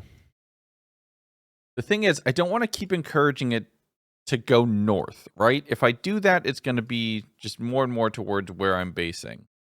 I need to try to push boundaries here on the south. I don't know what this is. That looks promising. That looks promising. There is still the villager that lives here. I just need to find myself one villager so I can buy a whole bunch of arrows.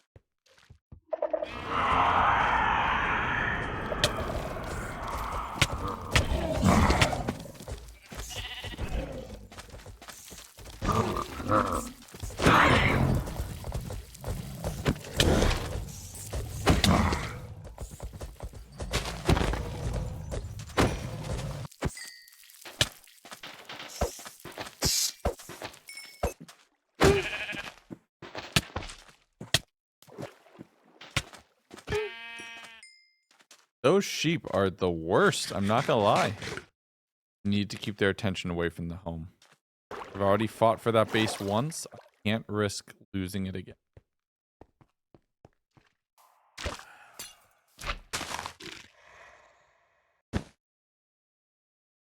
Oh, there's a lot of them, and I don't like it. Okay, there's a lot of phantoms to worry about. There's one behind me, too. But I think if this is another fortress stronghold village, that might be the play. You want to see what that is? Actually, no, we're swimming down the river.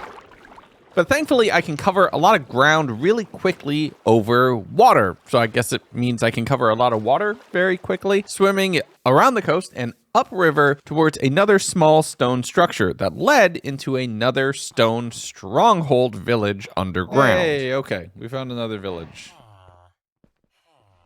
And we found cows, which actually... Wait a minute. Oh. Oh, this could be huge. I left everything back at the base. This could be huge, though. If I can get more cows, I can get more... How many bottles do I have? I left everything back at the base. No! Wait, okay, we can make a bunch of bottles.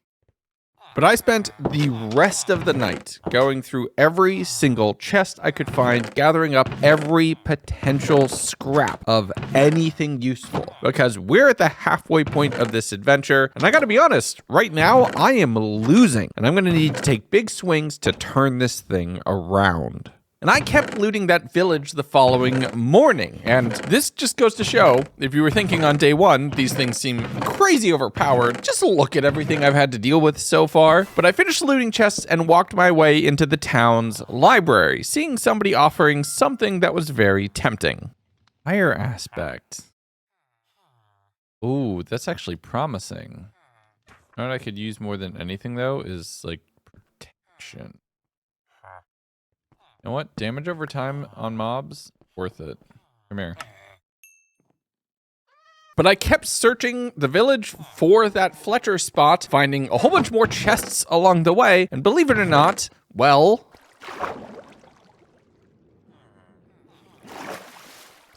there's more? How big are these villages? This is excessive. I can't just loot this place nonstop for 3. I need to do something else. Interesting. There's a lot in here. I had no idea that these places were so extensive. Pretty dirted over here too. Oh, nope, that's done. But I ran around the tunnels of this place and got lost so much that I couldn't even take the stairs up. I had to dig to the surface. And once I was there, I decided, let's go ahead and make some mistakes. And we could do a horse again. You know, we might as well. It's tradition at this point, after all. Let's find who the sacrifice is. You're slow. Oh, you seem fast.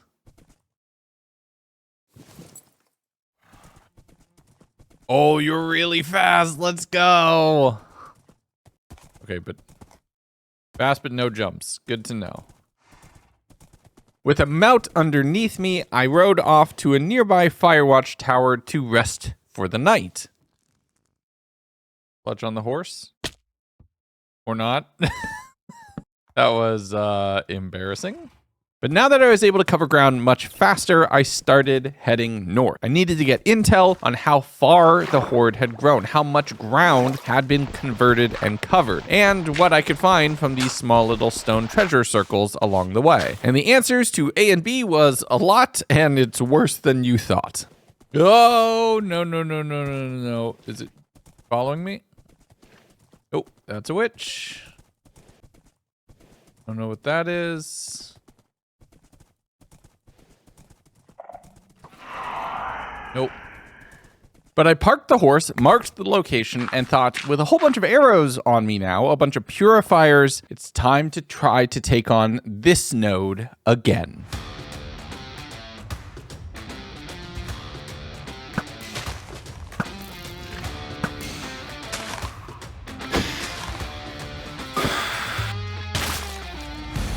Oh my goodness, that actually jump scared me.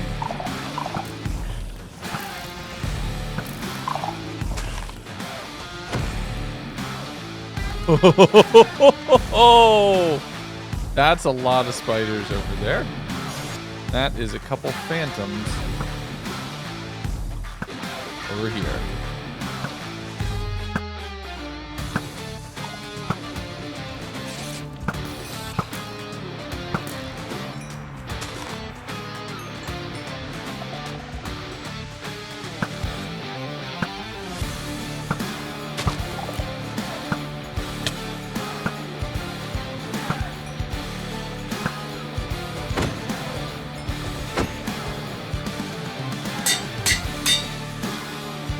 Stacks of arrows, 3 purifiers. This is all we got.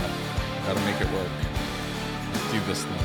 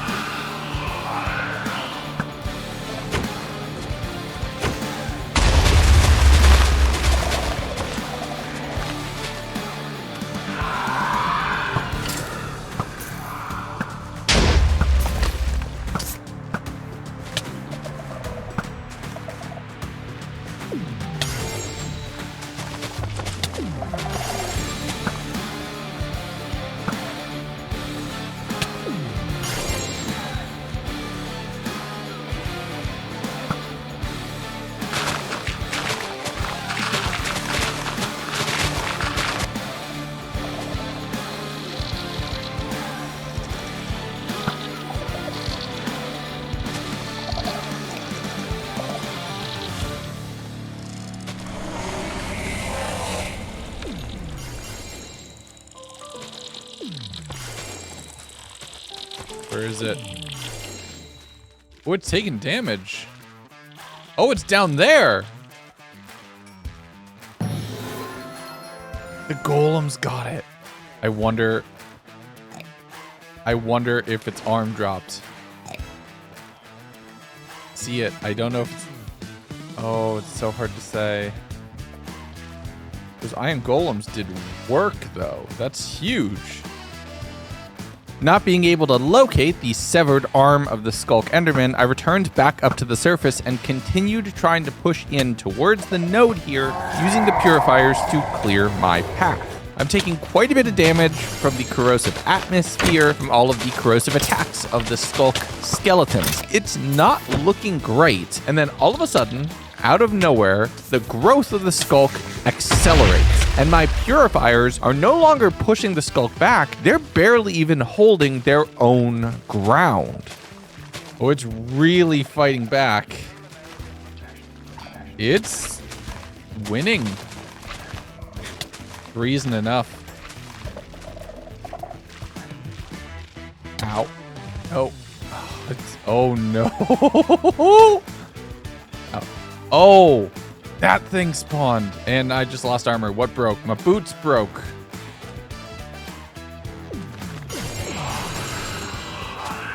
I have to go.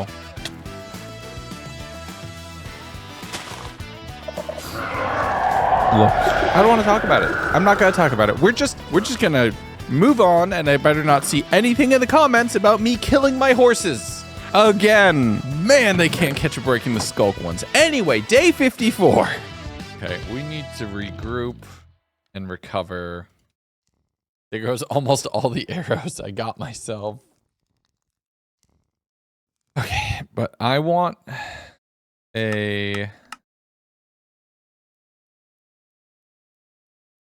Oh my goodness, look at how much more it's spread down this direction.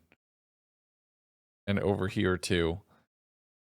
I'm going to want to fast travel down here so I can get back. So why don't we try this?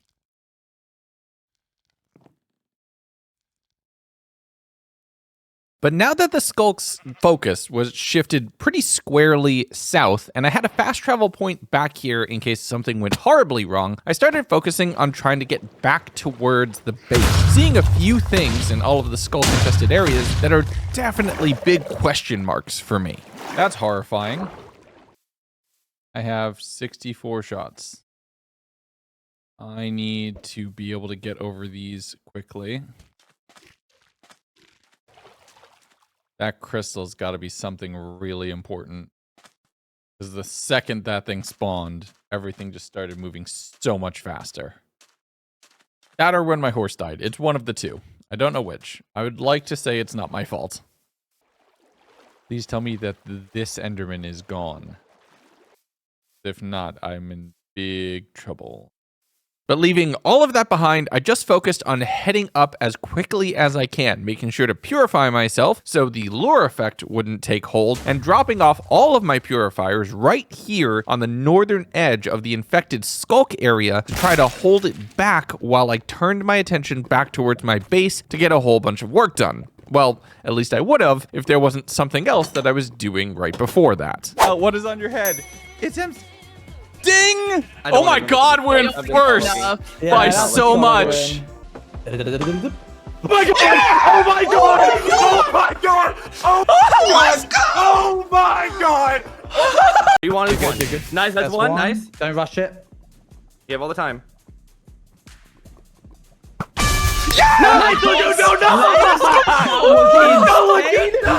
Hi. You did it. You won. You're the Minecraft champion. You did it. When did you stop watching, Milkman? You won MCC. Yeah, no, I didn't. I'm sorry. When did you stop watching? Did you stop watching after round 1 maybe? I didn't win. I didn't. Next time you tell me to get on the server, don't waste my time. Yeah. Yeah. You came on before I told you to come on.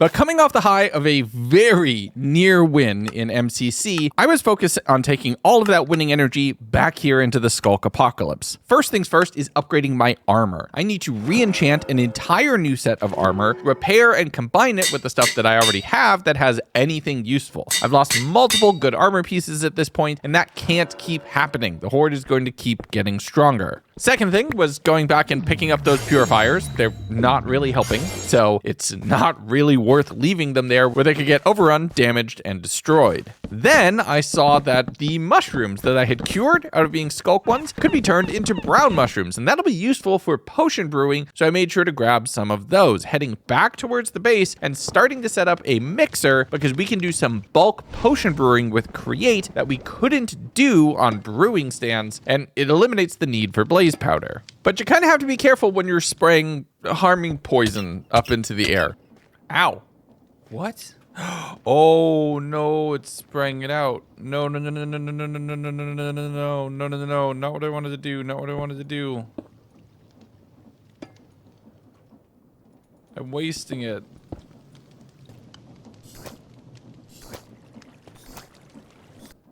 Let's go.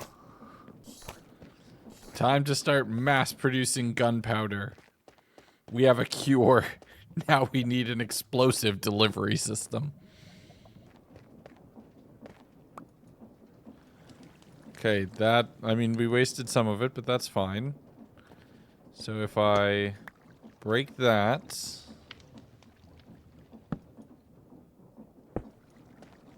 And I can get rid of that to that. Okay. So 1, 2, 1, 2, 3. I need. Oh, shoot. Okay, hold on. I need to not have to go so far for water. That's healing. Harming.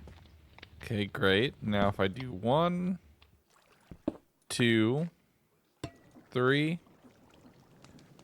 That's there. And if we put that there, that's gonna start making gunpowder. Let's go. Okay. Sick. And we can prep the next run. Awesome. That's just going. How much more cinder flour do I have? Not a ton. I could probably put this into this thing. That's huge. I just need to start excavating a bunch more. But I think I need to slow down. I think I need to slow down this thing before I can let more happen. 75, 27. We can do one more run.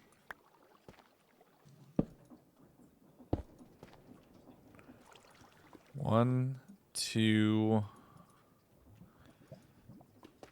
Oh, that's the problem.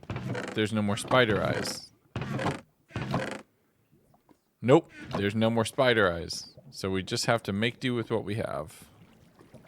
But now that I had made myself a whole bunch of gunpowder, I'm going to be able to use that to craft up TNT and other explosives, which will be good for fighting the Horde. But I have to slow it down. I can't let it take over the base, so I have to leave several purifiers back here just to defend this area, and taking just the bare minimum south towards the most recent, most northern active node to see if I can push it back. And as the sun rose the next day and the mobs are already starting, the Horde had some new surprises for me.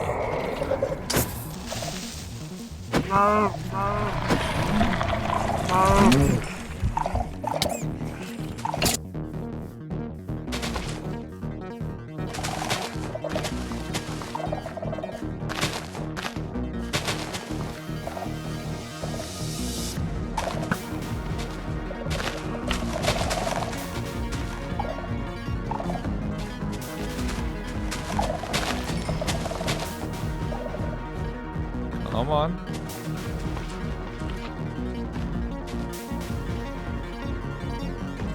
What is that? Oh! Soul Reaper. That's a lot. That's really long.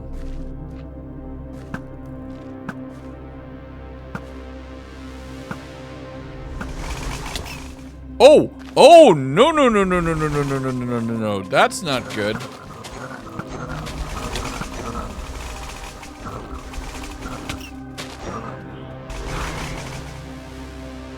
Yo, that's a biggie. That's a big problem. Sculk Vex? Oh, you did not make Sculk Vex. Well, I gotta lure them back towards the purifiers. I have to push back into this thing with that behind me. What?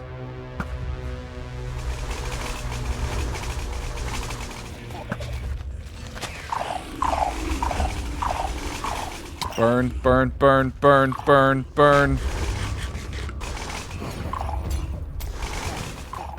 Come on, come on, come on. It's hurting them. Get down here. Nope, come on. Come on. Ow! Okay, I'm so glad I got protection before this, because this could have been very bad if I didn't have it. Get over here. Ow. Ow. Ow. Ow. Whoop. Come on, I got you. I got you now. Yes, let's go. What is this?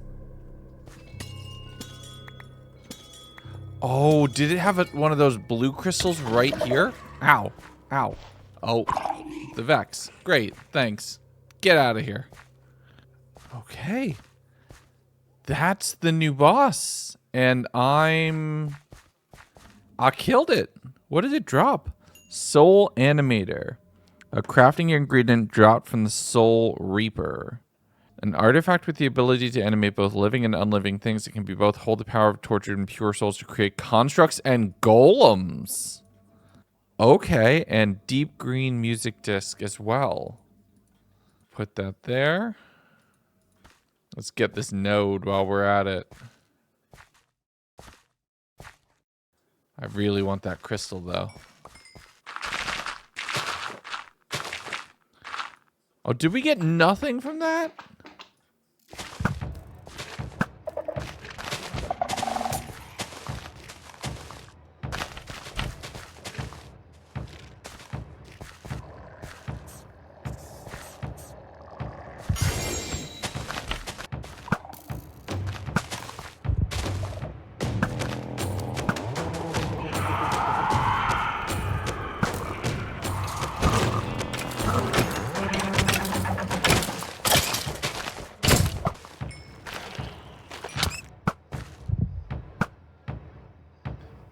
We have multiple of those soul-like crystals we desperately need, but let's get the node done first.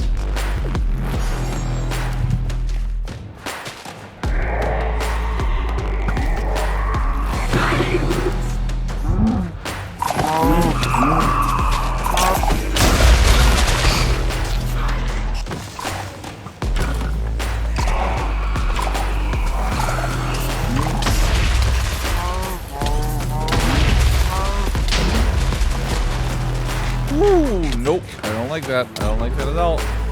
This is infected.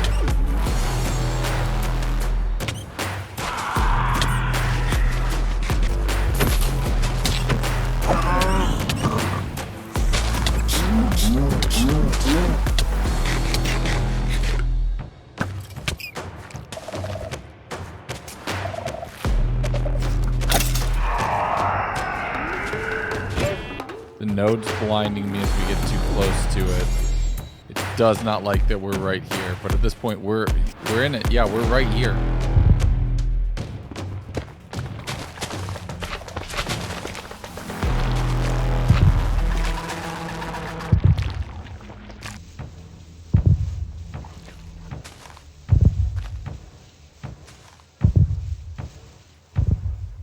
I think it's... Oh no, it's closed me in here. It's closed back up. Come on, break. Break.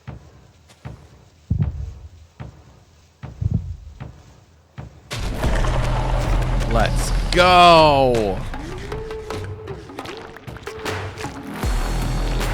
Another node down.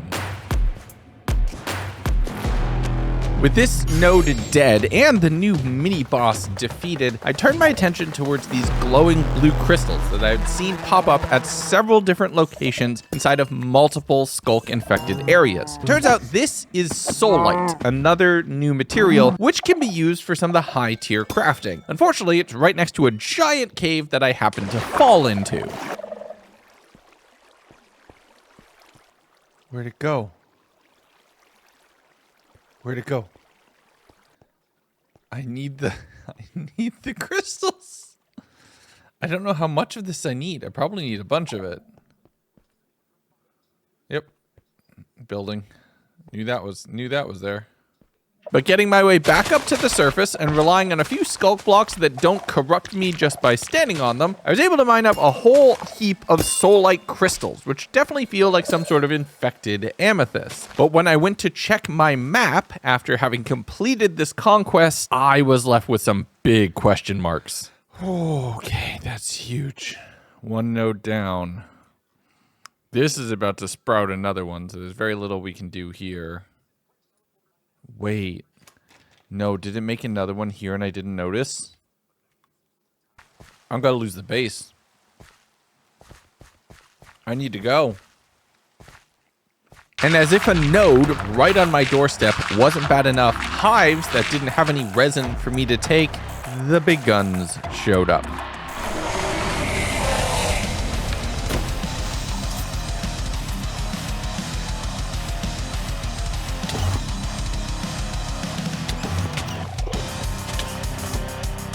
Nope. Nope. Not good. Not good.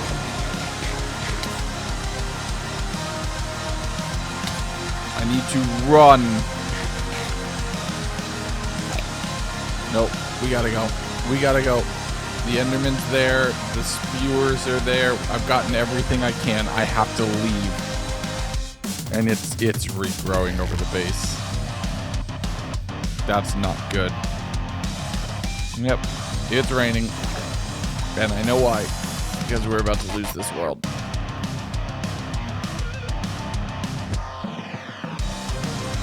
Alright, let's get out of here. Oh boy.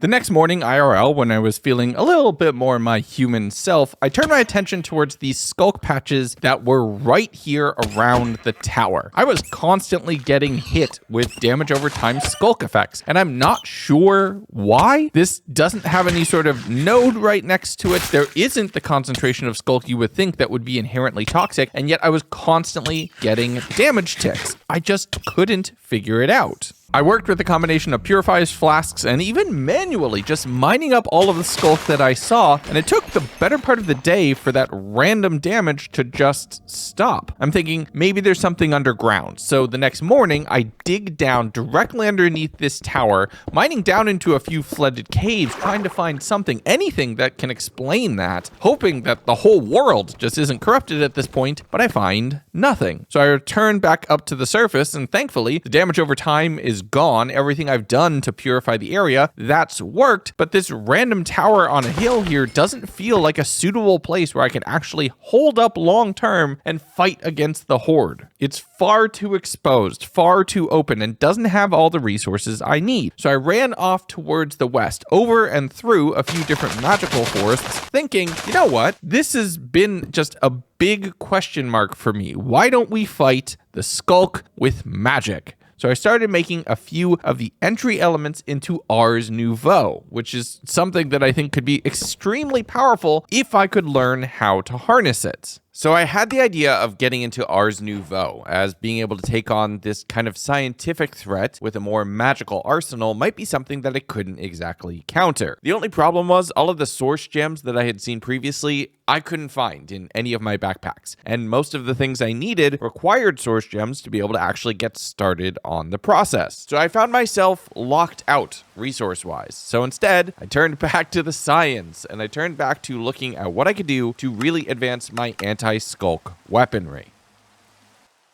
Oh no. We need Silk Touch. Oh, we don't have it. Silk Touch was going to be a problem. I crafted up a few purifiers while I was waiting, and then thought maybe I should head over to that nearby village, and maybe, just maybe, I can get a villager who sells me Silk Touch, and watch this in real time. No shot did that just happen. That's amazing. That's amazing. Oh, that is too perfect. No way. Where's another one? No, get back here. Get back here. I need more than one. No, get back here. Get back here. So I figure this is as good a place as any to start setting up and get to work. I bought a few more Silk Touch books, set up in the library here, and then turned my attention to working with some of the Fletchers to get myself a whole bunch of arrows so I could reload up for ranged combat. Also, this is a village I haven't looted yet, so there's a ton of gold, iron, and golden apples in all of the chests, and I even found a farm down here, which is kind of wild. I crafted up and enchanted a diamond hoe, focusing on getting Silk Touch on that, so I'd be able to use it to go take out some Sculk, and then headed up to the surface, looking around, and first turning my attention towards a small patch of Sculk right next to this village so I could potentially halt growth and give me time to go find an original strain. And I was just happily mining away at all the Sculk here, gobbling up all of the experience to be able to use to do more enchanting when another node spawned. Oh, that's not good. I can't let this have 3 active nodes. That's way too much. Can I tell? Yeah. Yes, I can tell. It's somewhere around here. Okay, it might be worth it to just try to go stop it. Get to it before it's able to grow too much.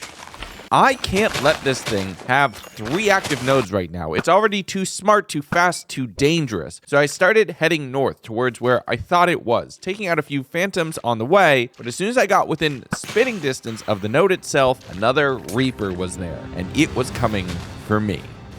Oh no.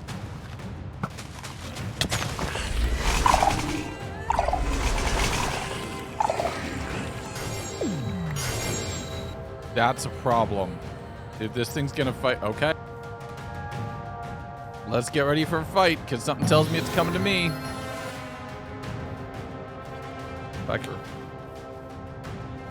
But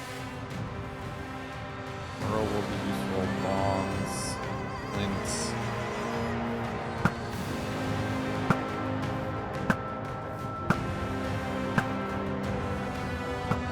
Nope.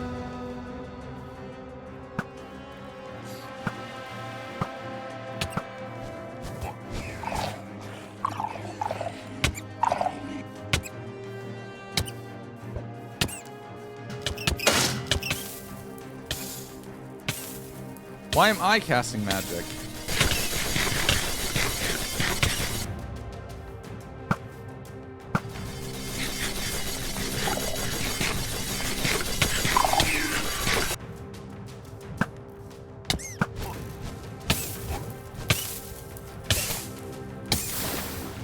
Nope.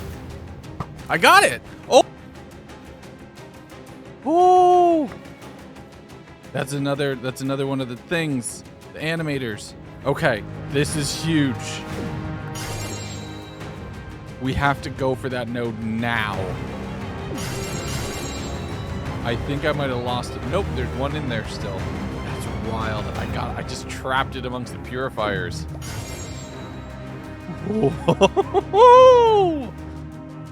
Let's go. Let's go. This is huge. But with the Reaper defeated and the node potentially exposed, I started pushing northward into the darkness. I'm constantly being harrowed by mobs, trying to find my way towards this heartbeat, trying to locate just this random orb of evilness. It turns out, proof positive, gamers don't look up. Oh my goodness, it's above me. I didn't... What?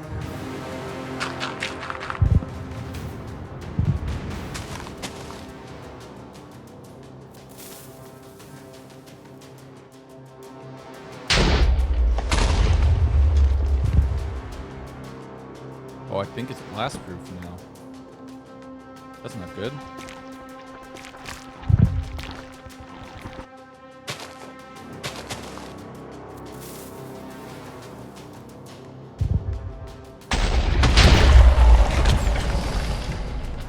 Let's go! I didn't get the brain chunk, but that's fine. You know what? I think it's worth it. 2 nodes. Keep it down to 2 nodes. It's worth it. Oh, that was wild. That's 1 down. There's a lot up here, though. Oh, my. Okay, I need to go back and get all of my purifiers. I cannot leave them behind.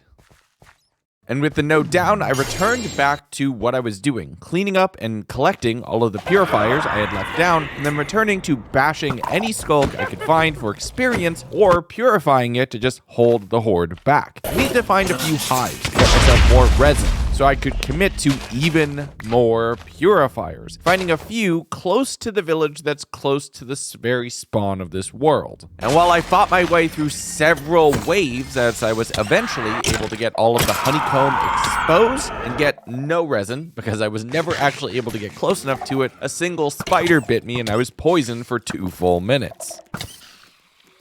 No! Oh, this one's the worst.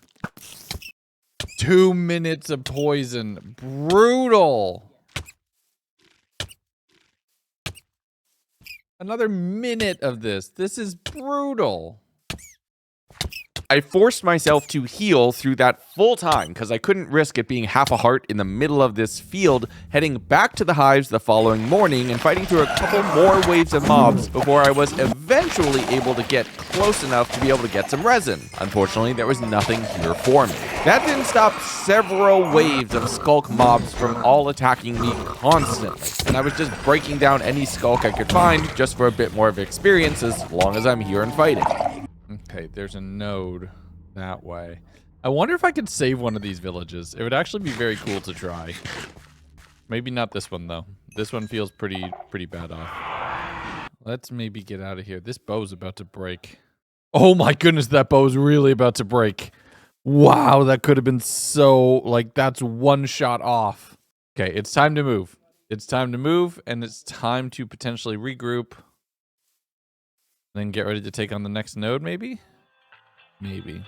So I did just that, establishing another forward operating base by putting a few ward blocks down around the base of a firewatch tower, sleeping here, and then starting to think about where I could go from there. The only problem was a lot of my stuff was still tangled up back inside that stronghold village off towards the west. It took me some time to head back there, but as long as I was there and there were villagers here, it was time to do a little bit more trading, a little bit more enchanting, and to see what I could put to use. I worked on improving and doing upgrades across the board, across all of my bows and armor, and that basically took all day. Going into day 67, where it's actually the food that needs a massive upgrade. I have a couple options just based off of the supplies that I have in my backpack, but it's going to require a bit of create work to make it happen. Specifically, I can make dough if I can process wheat, water, and tomatoes correctly. So I started setting up a small water wheel with all of the gear interchanges in front of it, and we are kind of back to square one here, but in the best possible way. I got a millstone up and running, having that process a whole bunch of wheat,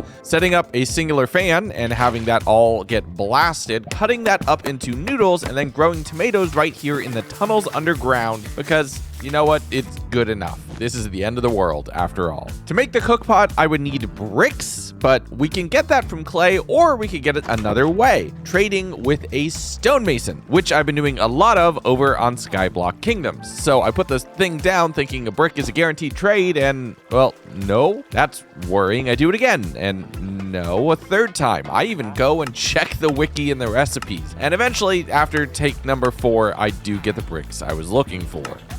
Confused me. Not cool.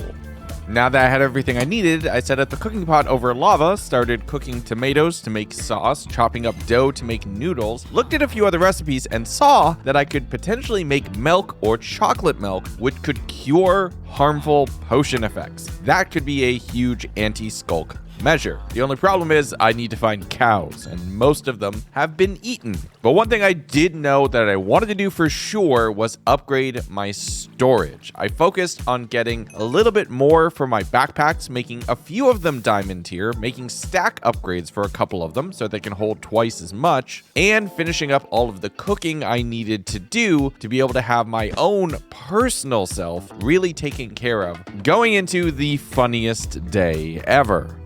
Okay, so we've hit the point where we need to make a soul harvester. This thing, which requires things that you can't find on the surface as part of the Sculk Horde. A shrieker. We need to find an original strain of Sculk. Not the mutation, not the bioweapon, the OG stuff. Means we have a lot of caving to do, and the Horde is going to have a lot of time up here on the surface to grow while we go out and explore. It's high risk, it's high reward, but we really don't have a choice. This looks promising. Let's go that way. And actually, why don't we start right here? This is a pretty low erosion area. Never mind. 26, 128. Oh, it's attacking like the very first village that we saw. Well, that sucks for them. So let's hope that another one doesn't come around here anytime soon, because if they find this village, it would actually be... Nope, there we go. Raid removed. Yeah, all of this low erosion is actually really, really promising. My thought process for this is if we can get the purifiers, we can set up as at those spawners up by our old base, get everything we need there, and then maybe, just maybe, we can set up enough purifiers to be able to take a village back. Because look, I could go kill the heart of the Horde. We've done that. We've done that before. But I've never actually, like, fixed it. We've stopped it, but we've never gone and fixed it. So I started digging down here underneath the water. I can dig straight down because I have the bunny slippers, which means I don't need to worry about fall damage. I'm perfectly safe. And I landed, and this is streamer luck kicking in right here. I landed right next to an ancient city. I was able to get a Shrieker immediately, and you would think that I would be done. But just as I'm starting to attack an original strain of Sculk, another node spawned on the surface. So I knew, as long as I'm here, I'm going to need to loot through all of these chests to try to find the supplies and god apples and things that are in here that will help me survive. And Sculk here is actually pretty dangerous, because if you stand on it, you lose your health until you get exposed to sunlight. So there's a finite amount of time I can be on the Sculk itself. But thankfully, purifiers do a really good job at clearing out a lot of this dangerous space. Not all of it. I'm still setting off the odd Shrieker here or there, but I am getting some really good stuff out of the chests. Oh, let's go! That's perfect! Swift sneak. I'll take a partial swift sneak. Let's go. That's huge. Another amazing hoe. Sharpness 5 too. That is an awesome, awesome find. Emboldened by the fact that I just found a god apple, I kept looting the ancient city, going through a couple more chests, finding a ton of diamonds around here, which is all going to be great for me. What isn't great is summoning a warden on my head.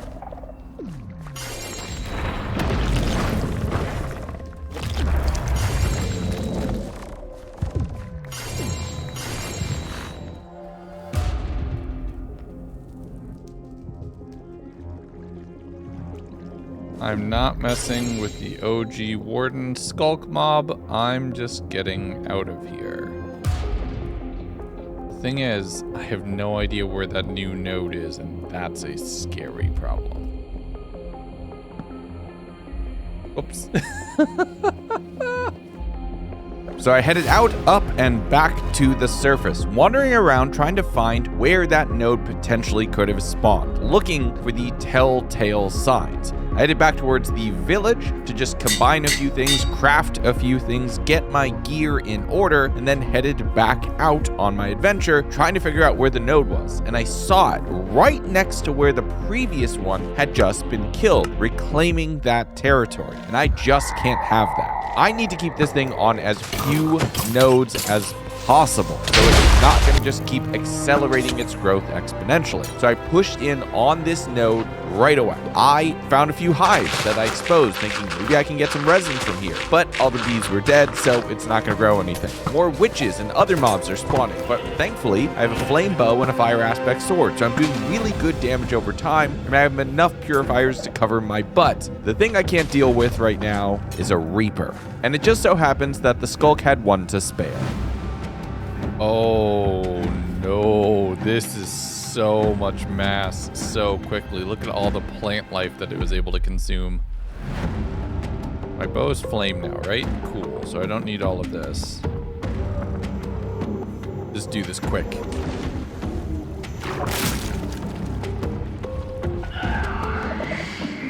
No, shoot, that thing's there. Thought maybe I could take it before it spawned. Nope. It's just there already. That's a problem.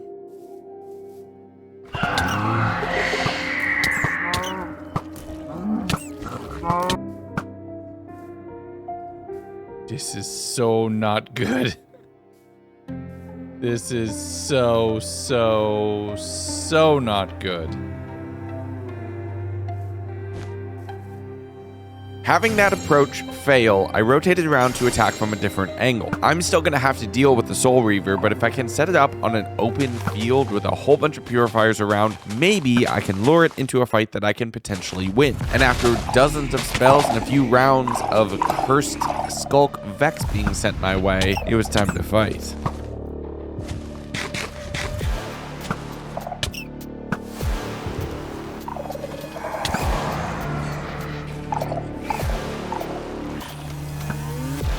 Well, it's coming this way, so I guess we're fighting.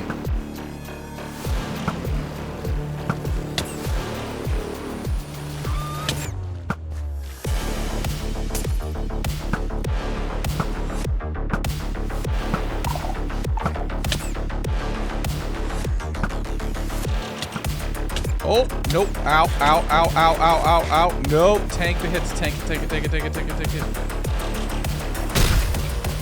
Oh, let's go! Another one down. Okay, node's available. Let's get this thing. With the Reaper down, it's time for our usual MO. Fight my way in towards this node, relying on purifiers to clear the way, and then boom. Let's go! That is a brain chunk while we're at it, and I'm gonna leave before this thing starts getting too strong. He's definitely fighting back against the claim here. I might have taken out that node, but it does not feel like it. Look at how much it's still trying to retake this space. I'm so confused. Like, I just killed the node, right? Yeah, it's dead.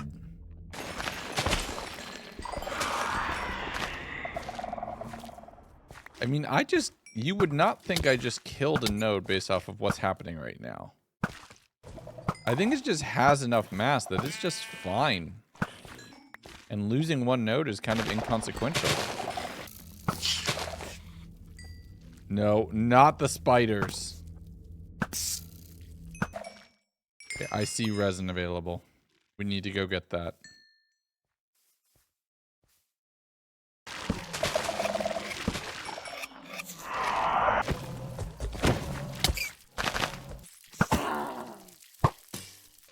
Another 5 resin. That's another 2 purifiers.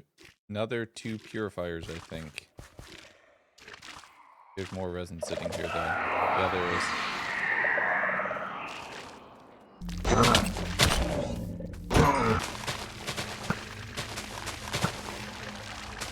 Are you serious right now? You would not think that I just killed a node based off of how this is growing. Do you really want this smoke at this moment?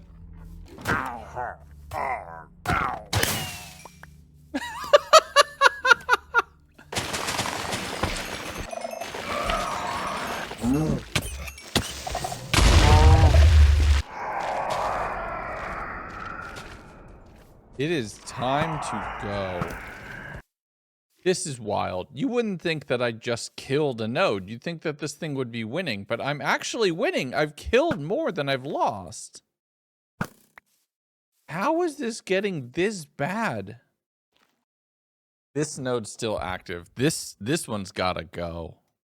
So I started heading home, stopping by at one of the patches of Sculk that I saw that had both a set of hives and a soul-like crystal right next to each other. I thought I had a route to be able to access all of that, but I got poisoned by a Sculk witch. I was burrowed, I was toxic, I was corroded. It just wasn't great. So I headed out of the area, back over towards where that node had actually been destroyed. There's a few columns of living rock here that I was able to get some Sculk calcite out of, and after dealing with a few mobs, mining a little bit of the soul-like crystal that was right here next to where the node had been killed. I slept in the small clear patch in the middle of a ring of Sculk, the worst donut ever made, and you genuinely would not tell that I'm killing nodes faster than they're spawning right now.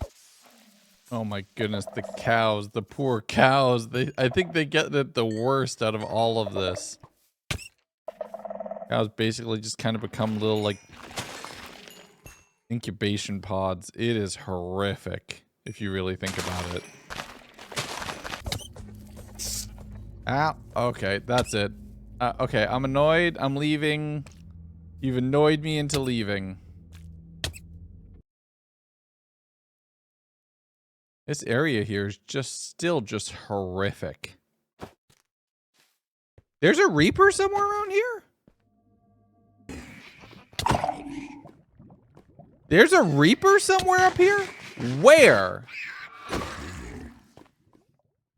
I mean, this is definitely a node now, but I still don't know where it is. It's gotta be underground. Cool to see the old house. Sad that I have to immediately pass it because I'm not living that close to where all of that is happening. No, we are here just to kind of get past it and get to these spawners. But now that I had a couple soul harvesters, I wanted to double back to something that I had marked a long time ago. These 3 spawners right here in this zombie bathhouse crypt area is perfect for feeding these things. But only if I clear out a large enough area that everything can spawn and I can fight some good old-fashioned basic zombies to be able to pump all of their soul essence into the diamonds and iron I need to convert. Once the area was clear, I made it dark enough so all the spawners could do their thing, and I started to get to work, doing a whole bunch of killing, watching all of them get sucked up into these little Sculk pedestals.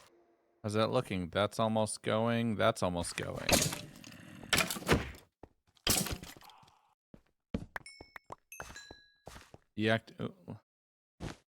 Cool, I got another backpack. Let's deactivate these for a second. I made 1 diacite. Got another backpack. Oh no, where'd my sleeping bag go? No, did I get rid of it accidentally? That thing's been with me since the beginning. I messed up. I got rid of my sleeping bag. That's genuine. I'm actually upset about that.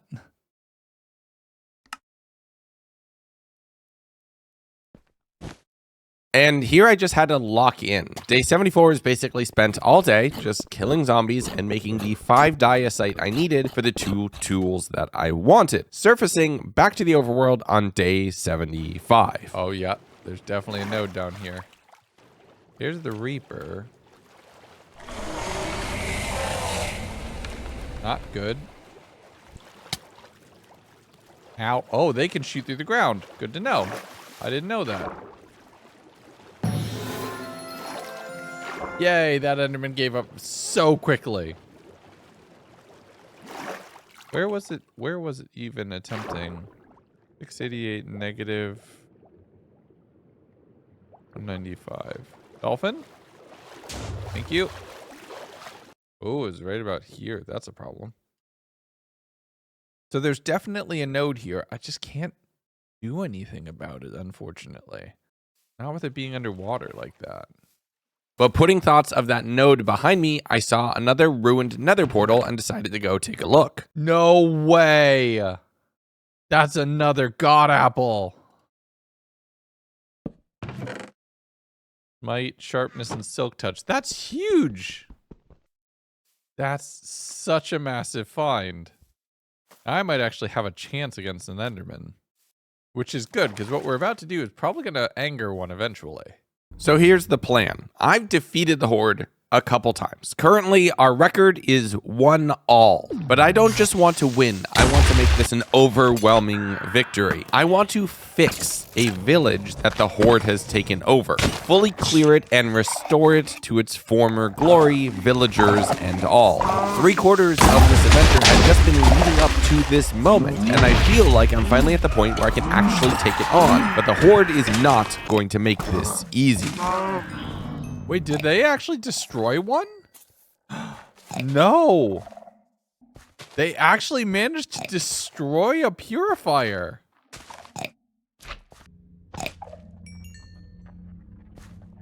I don't see it around here at all. 4, 5. Yeah, I lost one.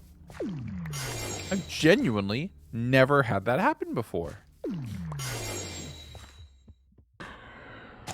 Actually, losing a purifier is such a big deal. They take so much work to get, so many resources invested in, and losing that's huge. I've never had that happen before, and it shows just how much the Horde has evolved. And like I said, they were not going to make retaking this village easy.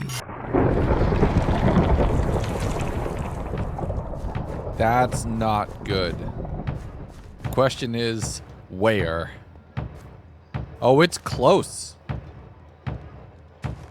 Oh no, it's really close. It's underwater, isn't it? It's underwater! No! Oh, this is gonna be such a pain.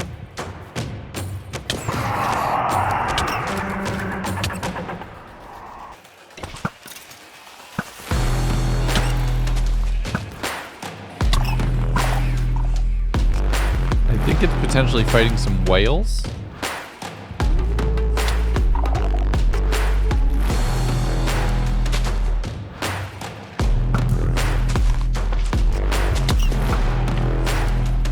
Is it just drowning?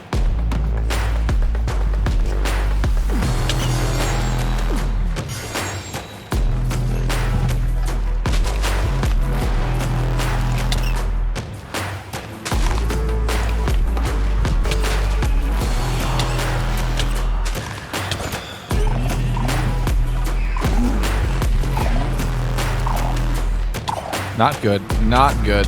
Not. Ow, ow. I'm taking atmosphere damage. I'm taking damage from the Reaper. I think the Reaper might have died. I can hear it. I'm close.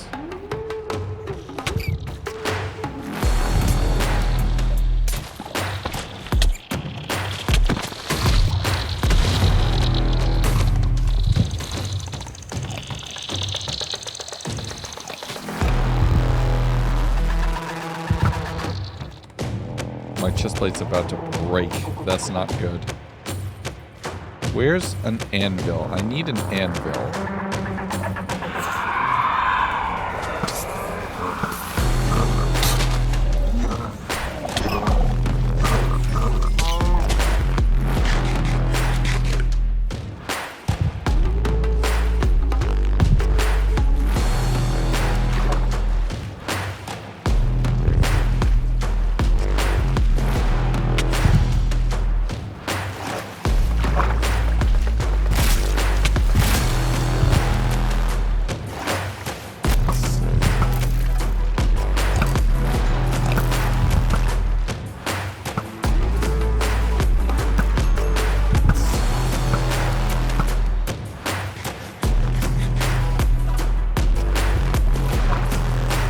There you are.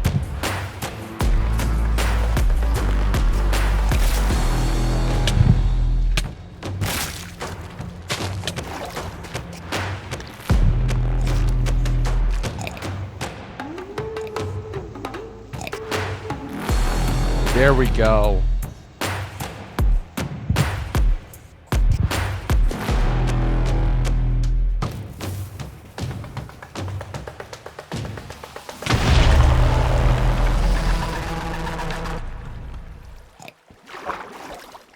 Oh, it reclosed over me. Okay, that was worth the explosion.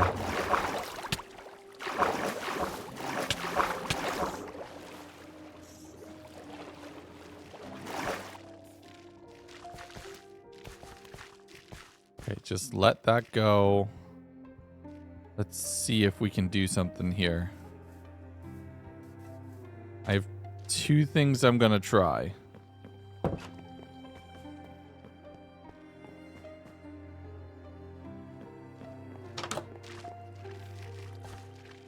Okay, let's see. Hold on, actually. Hold on, let's see. How many of these can we make?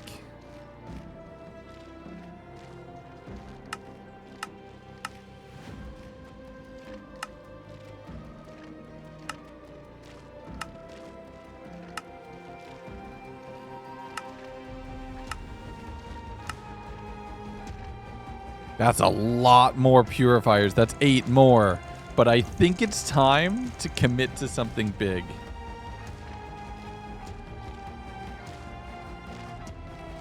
The Golem of Wrath. I have this. Okay, 2 swords. 2 pure souls each. 4 of those. 3 of those. I need more. Oh, no. I need more shards of purity. Starting to run low on gold. I can smelt this though. Wait. Oh, I had 3. Okay, never mind. Ooh.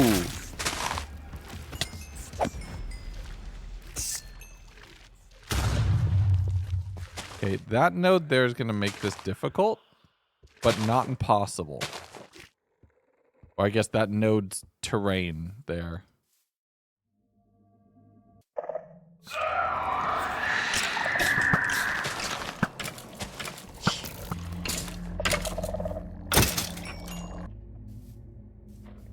I'm getting to the middle of town and I'm putting down this golem.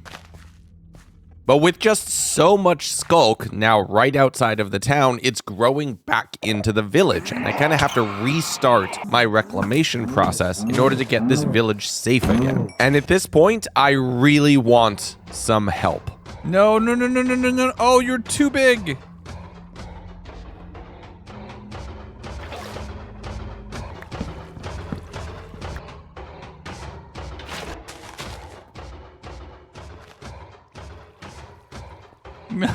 Oh, no. I'm so nervous that that's not going to break. Surrounding area block is broken. If the golem walks too far, the golem will die. If the golem dies, the block will become depleted and will require a soulite shard to be reactivated. Okay, I have those. I'm going to break it.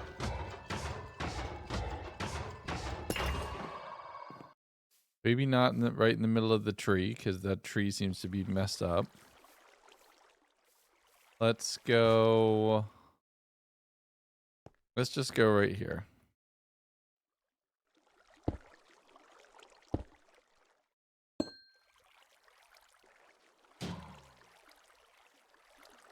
Hi, buddy. Oh, they're fast. Okay. Golem down. Purifier's down.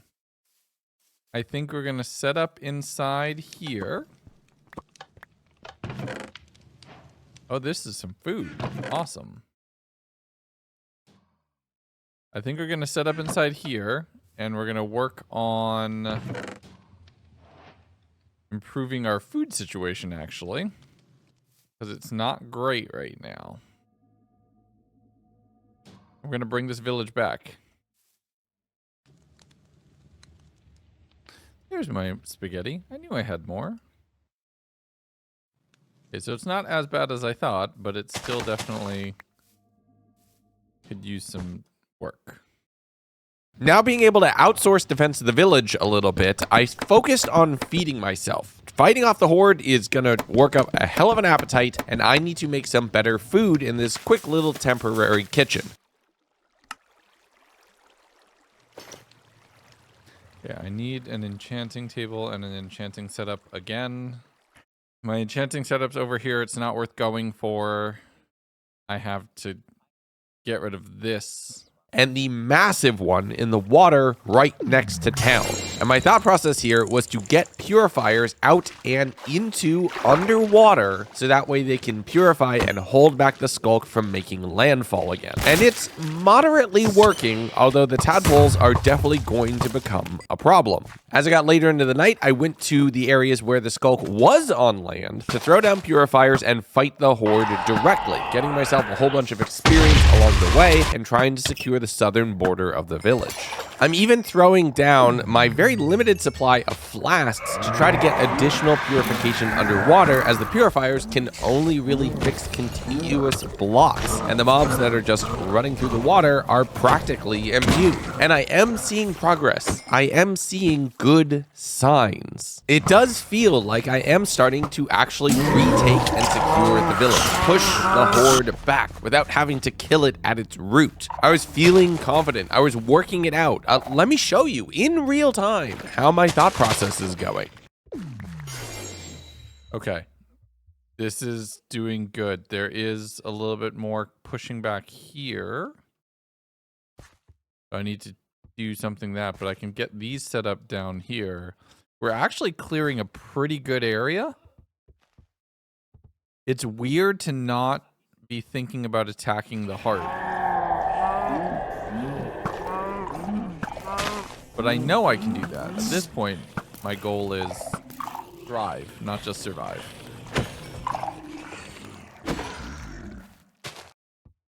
Okay. This is seeming fine. Pushes that away.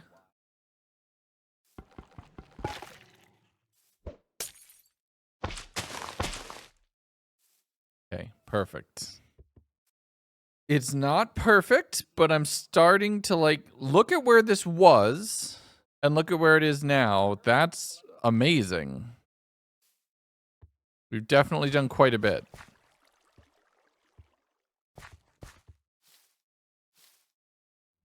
Have this cleared. Get rid of that tentacle. Don't want none of that around right now.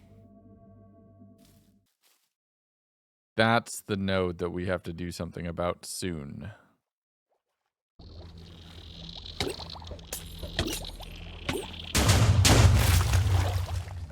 Oh, that's a lot of explosions.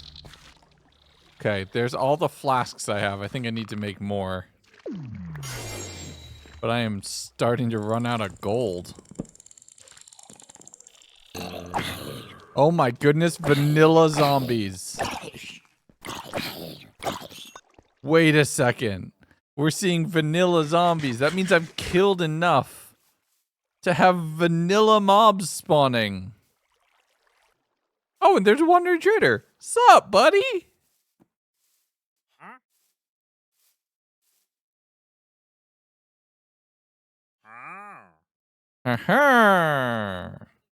Nothing I want. I do need the leather for more backpacks. I'm so sorry. Wait, is this my original cyan bed?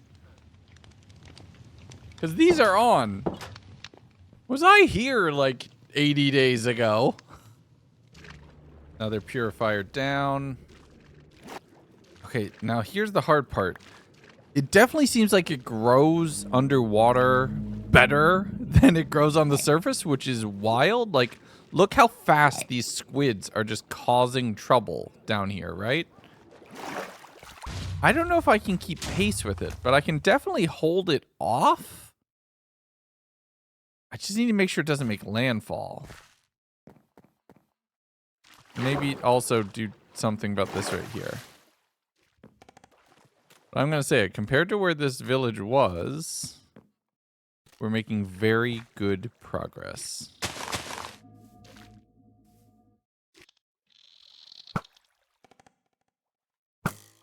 I hate to do that, but I think it's necessary because I think the whales are just spawning way too many pufferfish underwater. Yeah, see this.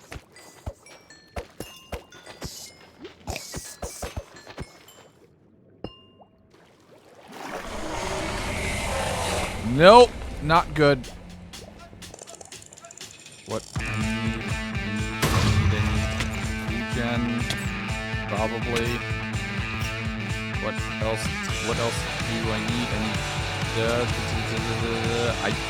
I don't have anything else. I think my only hope here is to just gapple up and hope for the best.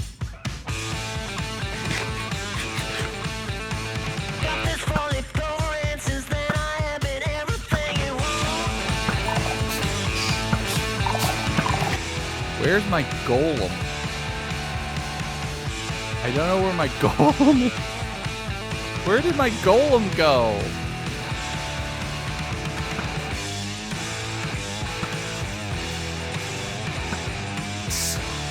Come on. There you go. I have its attention.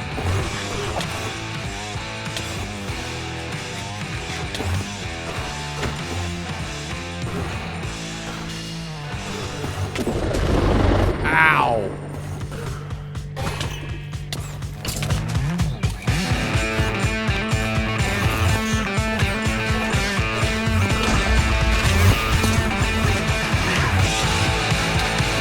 Out of here. Oh, not like that. Oh my God. There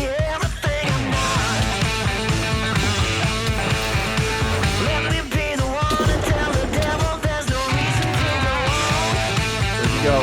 Nope, get me away from that thing. I don't like whatever that is. Get some hits on it while it warps in.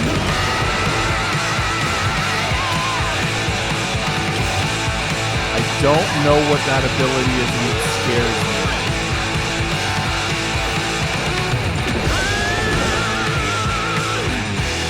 I think something broke.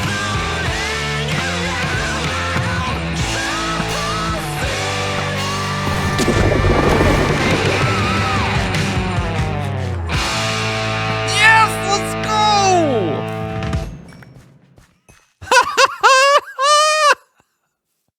Oh, that was so close.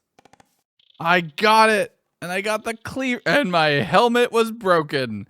Oh, we are taking so many hits. Where did my golem go? That's the part that just bugs me. Do I need to respawn it again?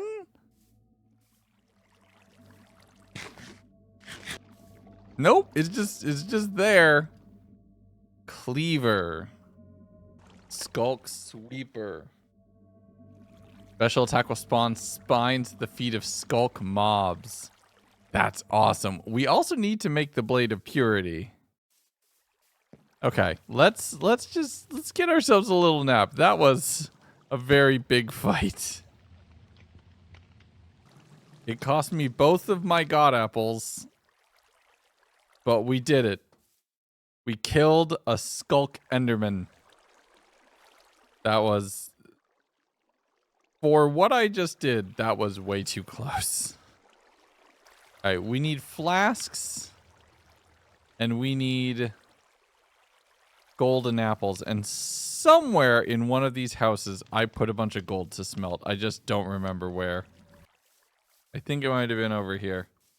I did run around the village a little bit. I did eventually find the gold, and I also found a few other things.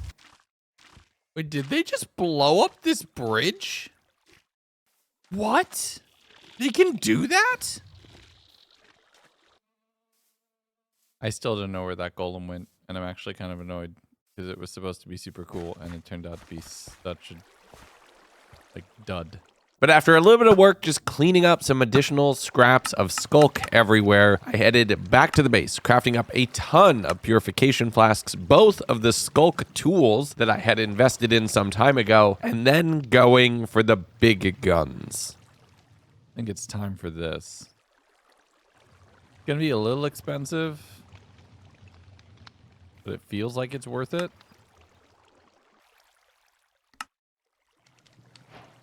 Will give purity effect and purify the surrounding land. Blade has a large swing, making it ideal for hordes of mobs. Now that's what I want to hear. I think, armed with all of this, that node's going to be easy picking. Now here's the tricky part. We definitely need more golden apples if we're actually going to go do this. And I think this might be stupid, but I think we need to make another enchanting table. So as I made myself another enchanting table and focused on upgrading all the gear that I had just made, upgrading myself, the Sculk was about to upgrade again.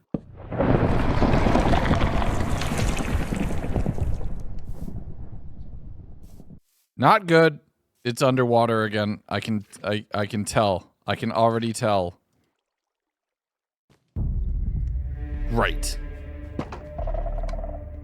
Just what I didn't need to deal with. Another Soul Reaper. Another node in the water right here by the village. This is a problem. The only benefit I have is that I have a lot of purifiers down already, so it's actively fighting against the growth that's happening in real time. The bigger problem though is the Reaper that's just floating in the water right next to the town. Flying blind isn't great, but being in the water does actually save me from one of the Reaper's attacks. And it seems to kind of short circuit its attack pattern. It does a lot of its line and area of effect spells on the ground. And that blade attack that chases me only works on the ground. So I'm actually able to take this fight and I only have to dodge a few of its direct projectile attacks. Problem number one though, it's healing constantly. So all the damage I'm doing is effectively worthless. Problem number two, all my backup has just quit. Where's the golem? It's supposed to do a job. Probably at the bottom of the ocean just doing nothing. I'm not gonna lie. I'm not losing this village. Not after everything I've been through to get to this point. Not after everything I've done to get this far.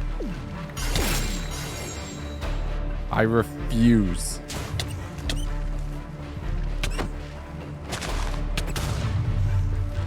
So since my damage isn't sticking, I instead focus on making sure the Sculk doesn't retake the village, fighting off the corner of that Sculk square perimeter that it establishes, and trying to clear out any mobs that get spawned so they won't go and reinfect the land. While that was happening, the Reaper finally made it landfall and was able to be damaged and persist in that damage. It does make it more dangerous, especially when it launches some of its ultimate attacks.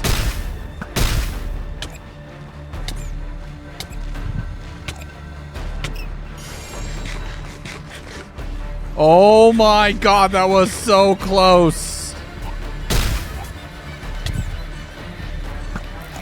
I got him. Oh,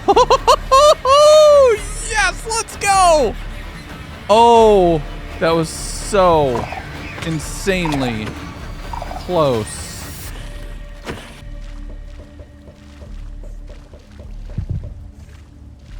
I have a feeling I know exactly where this thing is. Yep, there you are. With the Reaper down, I was able to turn my attention down underwater, getting down into the brain and blowing it up as quickly as I could. Perfect. That did it. Oh, there is no way I'm losing this village after everything I have done. This place is gonna survive if it takes everything I have. Okay, we have work to do. Work to do. Where is my golem? I lost some of my bookcases. That's annoying. Actually, let's see if any of the new hives spawned resin, because I could use some of that.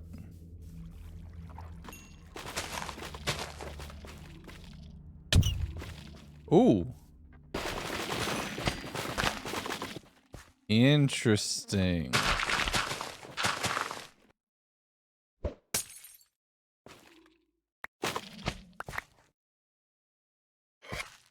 So it does it through spawning Sculk veins, so it's actually not very healthy for me long term. Repairable by killing non-Sculk mobs. Wow, it really breaks down its durability too. Oh, it really went searching. That's kind of creepy. Oh my, look at all of that. That just made a crater. Oh, I see you. Get down here. So that's not really super useful. Let's get some Sculk experience going. This is getting so much bigger. Oh my goodness. All right, let's go get some experience because I need to get... Ooh, those repaired quickly.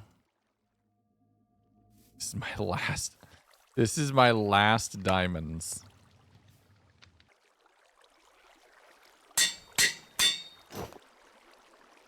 That is it. I am out of diamonds. That's actually really scary. But with my new tools tested, I focused on cleaning up any Sculk that had made landfall, clearing out as much as I could around the village, considering what I would need to be able to attack the node. And the big thing here for me is healing. I'm down to 2 golden apples, which is not nearly enough. So we're going to have to do some mining. With fortune, the scarf, everything, it shouldn't take too long. But any time not spent actively fighting the Horde is time lost against it. So I'm going to have to move quick. And let's make this quick. Cue the mining montage.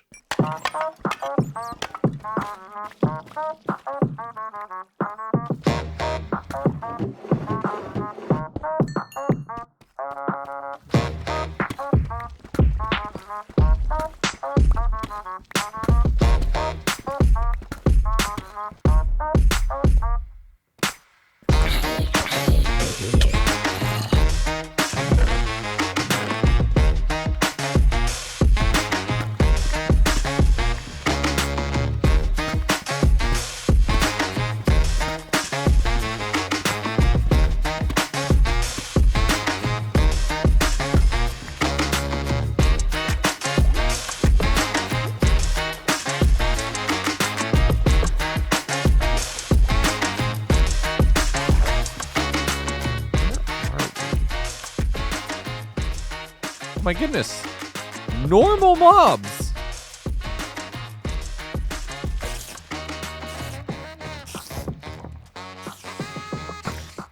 That's a black widow spider.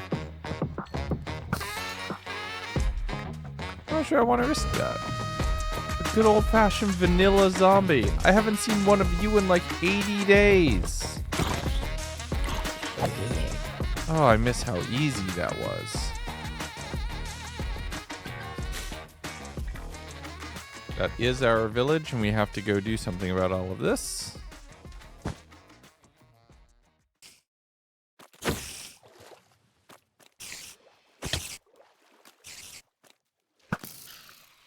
Neurotoxin.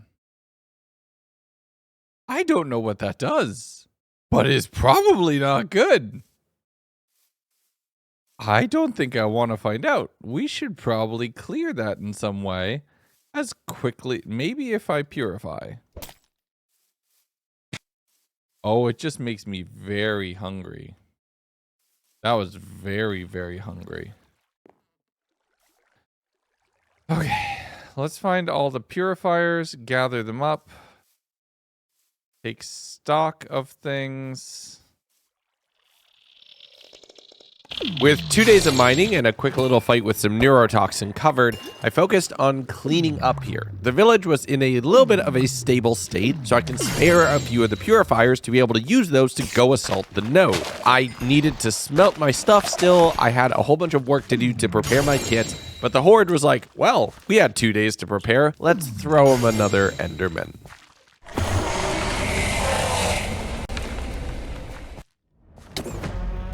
Not good. Shall we say less than ideal? Nope, it's not gonna let me choose. It's after me.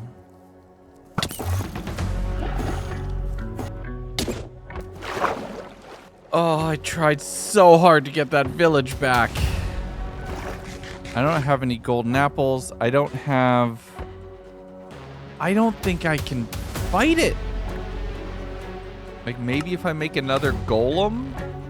Because the one I have is not helping. That costs a purifier, which is risky. Oh, I can make one more. I can make two more.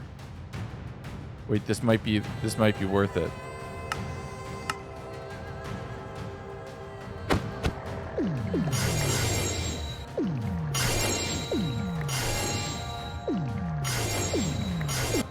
Why are these two not stacking? That's annoying. Okay, either way, here. Oh, I'm gonna regret this. Alright, we need to get this. We need to get... Oh, I'm gonna regret this. I can already tell.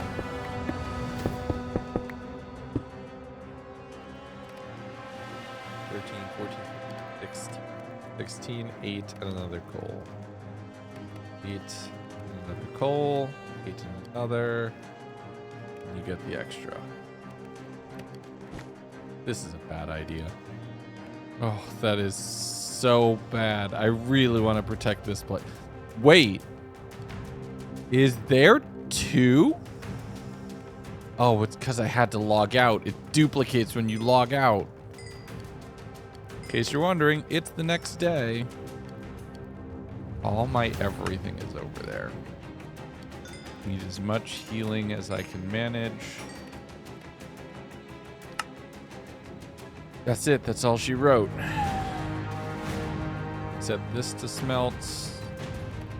Hopefully it persists long enough. Can I use, what else can I use this for? That requires a totem. Literally only for this. Alright, nothing ventured, nothing gained. But when I headed back to the village to finally face this thing down, it wasn't there. Why did they disappear? Did I literally just wait it out? And now it's on raid? Maybe the golem did it. Maybe the golem finally pulled their weight and finally killed something. For what it's worth, I don't think that's what happened. Maybe I can be hopeful. And if it's not going to attack me, I'm going to attack it. Oh, I meant I'm going to attack it. So, alright, it's time for the Uno reverse. I grabbed all of the purifiers and everything that I had just made preparing for the fight and started heading over towards the closest node. With 8 of them in my pocket, all of the flasks, all of the golden apples on board, I was able to make a very clear combat arena leading up towards the node, which was very visibly at the top of the hill. There was another Reaper here, and the fights with these are always pretty harrowing, but I'm starting to learn their attacks and how to counter them. Breaking line of sight either over the hills or using trees here, luring them amongst multiple purifiers where they seem to take damage over time, and picking my shots, making sure to snipe them and using fire to do a lot of shit damage is just working. I was able to take this one out. Got it! Yes! Another totem down. Sure, some of my purifiers had to get reset because they were doing damage, but going into day 87, I'm making great time. I finally got towards this node, the longest living one, dropping a TNT right into its brain. Back up.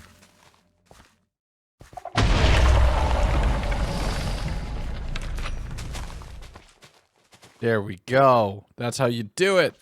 That's another brain. By my best efforts, we killed the node, but the growth is still happening. I don't think we're going to be able to actually take this thing out until we probably kill the ancient node. Main problem with that is that I'm one brain short being able to make the corrupted heart. and I know where I need to go to get it. It's just gonna suck to do. But at this point, I realized if it were easy, it wouldn't be the apocalypse. That being said, I was down to my last barbecue kebab, so I was going to need to spend some time making food. And I thought, I have a whole lot of fish that I've been able to collect from all of the mobs that the Sculk ones were killing. There's possible contamination vectors to be worried about there, but I'm too hungry to think about that at the moment. I also never get to use rice in these 100 days, so I figured let's use that for a change, chopping up a whole bunch of rice and deciding I needed to make myself another cook pot to be able to actually cook that up. And it might be the end of the world, but a nice, good sushi roll, it feels like that might actually make this thing bearable. And I wasn't the only one who thought so. Oh my goodness, regular zombies. This is such a good sign. Lucky for me, kelp was extremely easy to procure, even in warm biomes, as the purified version is just normal kelp. The water next to this village is still awful. Don't get me wrong. It is filled to the brim with sculk, tadpoles, pufferfish, and squid. But thankfully, they can't just grow legs and come fight me on land. And why would I say that? Why would I say that? Every time I say something like that, the author of this mod just goes crazy and adds it. Stop it. Stop it. But I finished doing my smelting, my cooking, and looked at my map trying to evaluate my options. Might be the only node that I can get to in time. I don't know if another one's going to spawn before we run out of time in the challenge. Ideally, I can't believe I'm saying this. Ideally, a node would spawn on the surface that I can walk to and fight. But our only current option is very far that way and very deep underwater, and I'm not sure I like that. Oh, I don't know what to do. We're just going to have to make it work. We got about, 10 days left? 12 days left. A dozen days. This is not working over here. Let me say that. Which is really rough, because I want this town to live. This is tough. Like, genuinely really tough. Wait, did they actually get one broken and I didn't notice? They'd put so many down?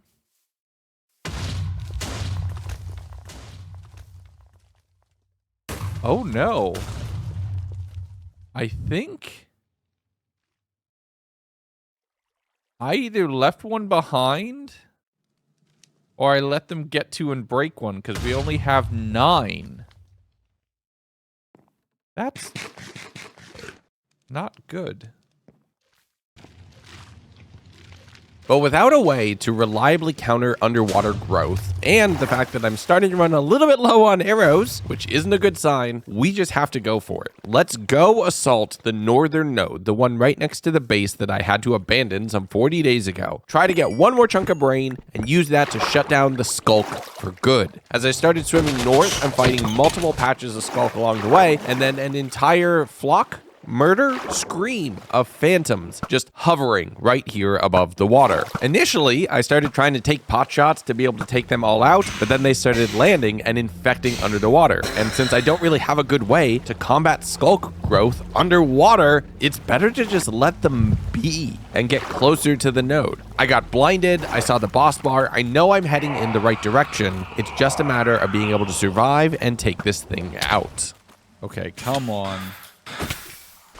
This rain is definitely not helping either. Making it the absolute worst to deal with. And you need to die. But after a small coastline respite right here at the edge of the infected zone, I dove underwater. I don't know where the Reaper has gone. The boss bar is missing. This thing could sneak up on me at a moment's notice. And all of the mobs and the blindness is not helping this fight right now. But I thought maybe, just possibly, I can isolate myself. I actually dug down underground, making a very small tunnel using my book to be able to just carve a cave downwards. That was really useful. Remember that thing? Digging off to a hidden, completely sealed 2x1 tunnel with a purifier right next to me. I then tried to kind of echolocate, get closer towards that heartbeat that would lead me towards the node. And eventually, through turning around randomly, I made it. There it is. Oh, this is perfect. Here you are. You're so screwed. I've got you now.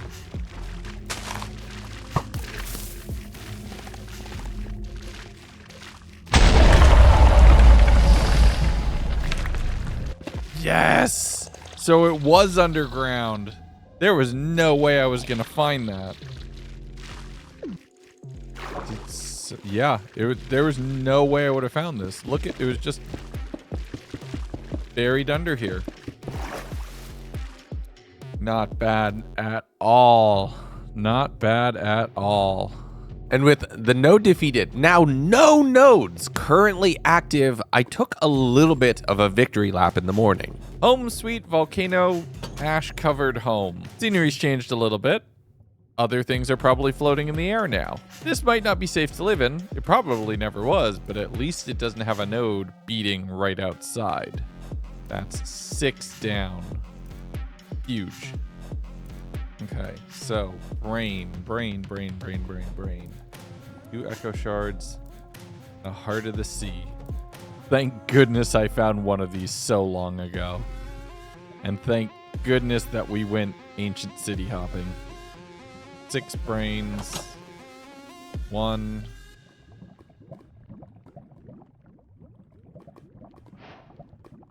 Two. Put it in a soul harvester and sacrifice souls to it. Well, I know where to find one of those. I've left it behind over here. Be really careful that another node doesn't spawn. It doesn't spawn right on top of me.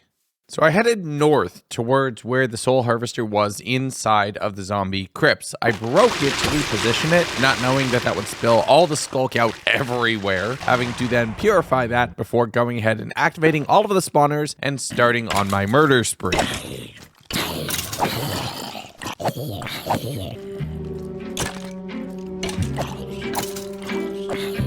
We get a soundtrack now too.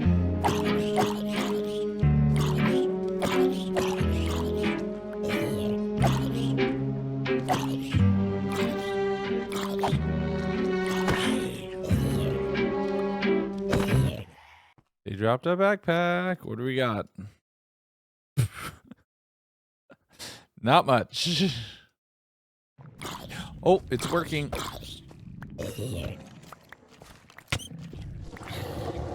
Hey. The heart of the horde. Being dormant, sacrificing souls used to obtain the heart of purity. 4 good souls, 4 more shards. I think I have enough, but just barely. Oh my, that's going to be so close. Going to be very close. I think I might have it just barely enough. And I mean just barely enough. See a little gold. It might make sense to sploosh down. And it was all going pretty according to plan for a while until it pretty much wasn't. 388, 527. Don't tell me it's the village again. Right around here. That's an interesting position to be scouting. Yeah, that's one of the approaches that I took to try to get to that node earlier. So it's not exactly on my tail, which is probably good news. Which means we'll probably hear the little success jingle in a second. Oh, it's so nice to see. Good old fashioned vanilla mobs. Like, look at this. I've started pushing the horde back enough. It's really weird that I can look the undead in the eyes and go, nature is healing, but that's kind of what's happening here. I spent a good portion of the day just being underground, mining up as much gold as I could physically muster, getting well over a stack, but finding that there was a bunch more Sculk that had grown northbound, even though there were no active nodes to really defend it. I used my purifiers to clear out a lot of the space, having to deal with quite a few mobs that it didn't have to direct any of its mass towards building that protection around a node, and it could just send it in walking form trying to eat my face. But I did in time make it all the way back to the base, clearing out everything that I saw along the way. Did I leave one of these behind? Did I have... No, I had 7. I had 7 or I had 8? Double checking. No, there isn't one back here. Okay. I don't know if I'm going crazy and if I had 6 or 7. I'm not sure. Doesn't look like there's one up here. Do I think it's fine? I might be going a tad bit crazy at this point. It is making the like really good item dropped sound effect, which is making me worried that I might have left something behind. Oh, there's number 7. Okay, I take it back. I did leave something behind. No shot that's right there. Huh. Cool. The next morning, I returned back to work with Create, once again setting up all of the gear exchanges to get a press in place to make myself another enclosed fan, to set that up with a block of lava in front of it so that I could blast smelt all of that gold in one go. Crafted up a whole bunch of that into golden apples, then used amethyst to craft that into shards of purity, so I'd have enough to craft the final round of anti-Sculk defenses that I would need. Look at that. We ran out of gold, not apples. Into that. Takes another one of those. Oh, it's still going to be really close. I got that close? Are you kidding me? Deactivates the ancient node, defeating the Sculk Horde. This right here. This is the end game. What else can we make that will help? Just potions of blasting. Bombs require TNT. Blue bombs we can't even make. I don't think there's any spider eyes that I can work with to make more harming pots. We just threw a bunch of spider eyes away, actually. It might be worth it. 4 whole golden apples to my name.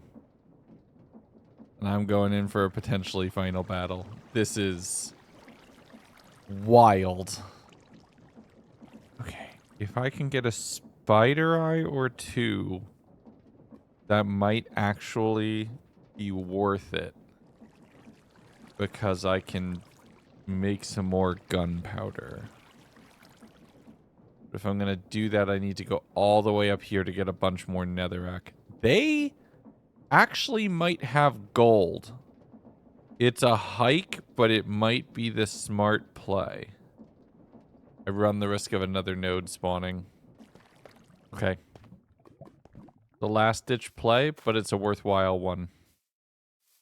Because if this is going to keep growing, we're going to need to go kill the ancient node. And to do that, we're going to need to be able to blast a massive hole into it. I do not want to have to fight my way down. I want to, effectively, make a smoldering crater where the ancient node used to be. And that is going to take some serious firepower. And we only have maybe 2 days to get that all up and running. So that's the play. That's the big plan. Swimming northbound as fast as I can, killing any spiders that I could find to try to get some inverted pots to make a whole bunch more gunpowder. For that, I'll also need cinder flower, so I returned back to the Nether area, just focusing on both mining up everything I can, but also breaking down the towers for the gold that they hold and the golden blocks on top of the bastion-like structures in this biome. There were a couple brutes here that were actually survived this long, as well as a few hoglins that had started to spawn in now converted Crimson Forest. But considering all the horrors that I've seen and everything that I've dealt with, that I was able to dispatch them in short order, picking up a couple stacks of netherrack really quickly since my pickaxe is instamine, and then doubling back and starting to head home. The Sculk had followed me though. There were a few patches pretty far north that I eliminated with extreme prejudice, putting down far more purifiers than what would be required, but this is a risk. If they get corrupted by taking too much Sculk damage, they damage me, and 3 of them right next to each other actually hurts quite a bit. But I was able to push it back before it got a foothold on the northernmost continent, swimming down through the ocean and banking a right to head over towards a nearby desert to shore up my sand reserve so I'd be able to make more TNT. The following morning, I first ran over towards a nearby pillager tower, but they had a bunch of creepers in the pen. That's a source of gunpowder. That's nice. Getting into a bit of a bow fight with everybody here, taking quite a few hits, more than I wanted to, and working my way up to the very top of the tower for my reward.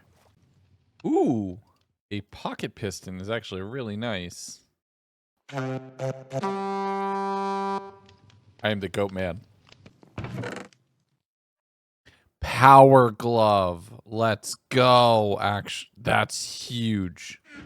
But after clearing out all of the other chests here, and the one that's down right next to that pen, and I don't want to think about what creeper spores exactly are, I headed over towards a nearby zombie dungeon, thinking maybe I could pick up another god apple, or at least something that could potentially be useful. I worked my way through a bunch of the tunnels, had a few backpack mobs bringing music my way, just trying to get into a couple different fights, when another node spawned, and things popped off immediately. Oh, and it's close. Oh, it's really close. Okay, we're gonna have to do something about that and quickly. The good news is they're super down there, which might actually be really good for me.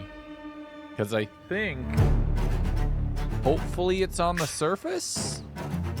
The distance from the Reaper, I think right now, is my best helper. I tried firing a few random arrows thinking maybe it's a cave that I just can't see because it's super dark, but no, I'm hitting the ground. So I'm letting the purifiers do their work to clear the sand so I can stand on it safely, and I'm trying to figure out where the node is following the heartbeat, but I keep just getting tossed around randomly and I can't figure out why. I'm not sure if it's another power of the Reaper that's been unlocked now that we're at node number 7, but that just random movement, that map control, that's enough to scare me off of this. I tried my best to collect all of the purifiers that I could. I slept just to be able to get myself a little bit more daylight to make it a little bit easier to see. I'm relying on the Blade of Purity to do a lot of the cleaning up underneath my feet, and it took everything I had just to pick up all of the purifiers and then try to just run. I think, as much as I hate to, I think I need to let this one go. I cannot afford to just keep getting randomly thrown around. And that was my last food. Like, after everything we've done, being so close, ceding any ground to the Sculk now feels like such lost progress. But I think the only way to really take this back and to really seal this and let this be done is to just take out the ancient node. What do I have? Just bread. Just bread. That's it. That's all I got. Put this down. Wares I need. I need a crafting table. No, purify me.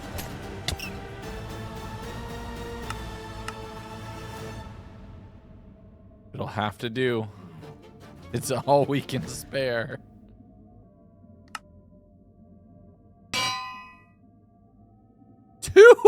Two durability. Oh boy, that was close. Back off. Negative 123, negative 684. Oh, it's right here. It's right where I just was. We are so lucky we left. It's right over there. Okay, we need to move.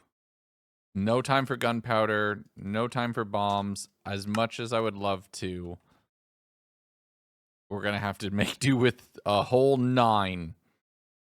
That's all we got. Just over a stack of arrows. We're going to have to make it work.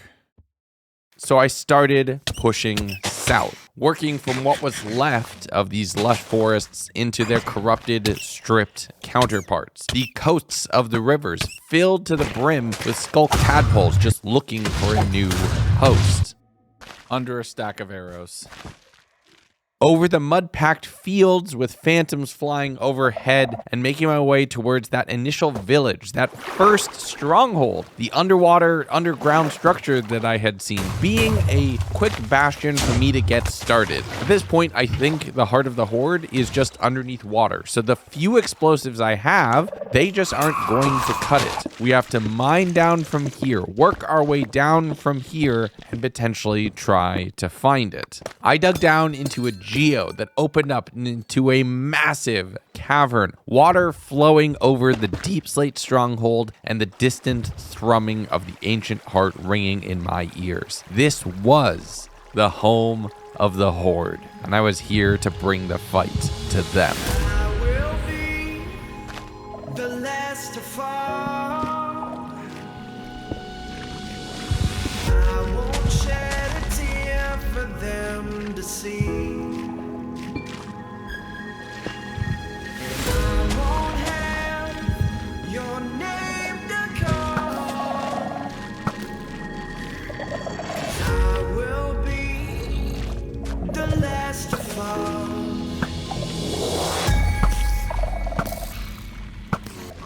Oh, I can hear it all.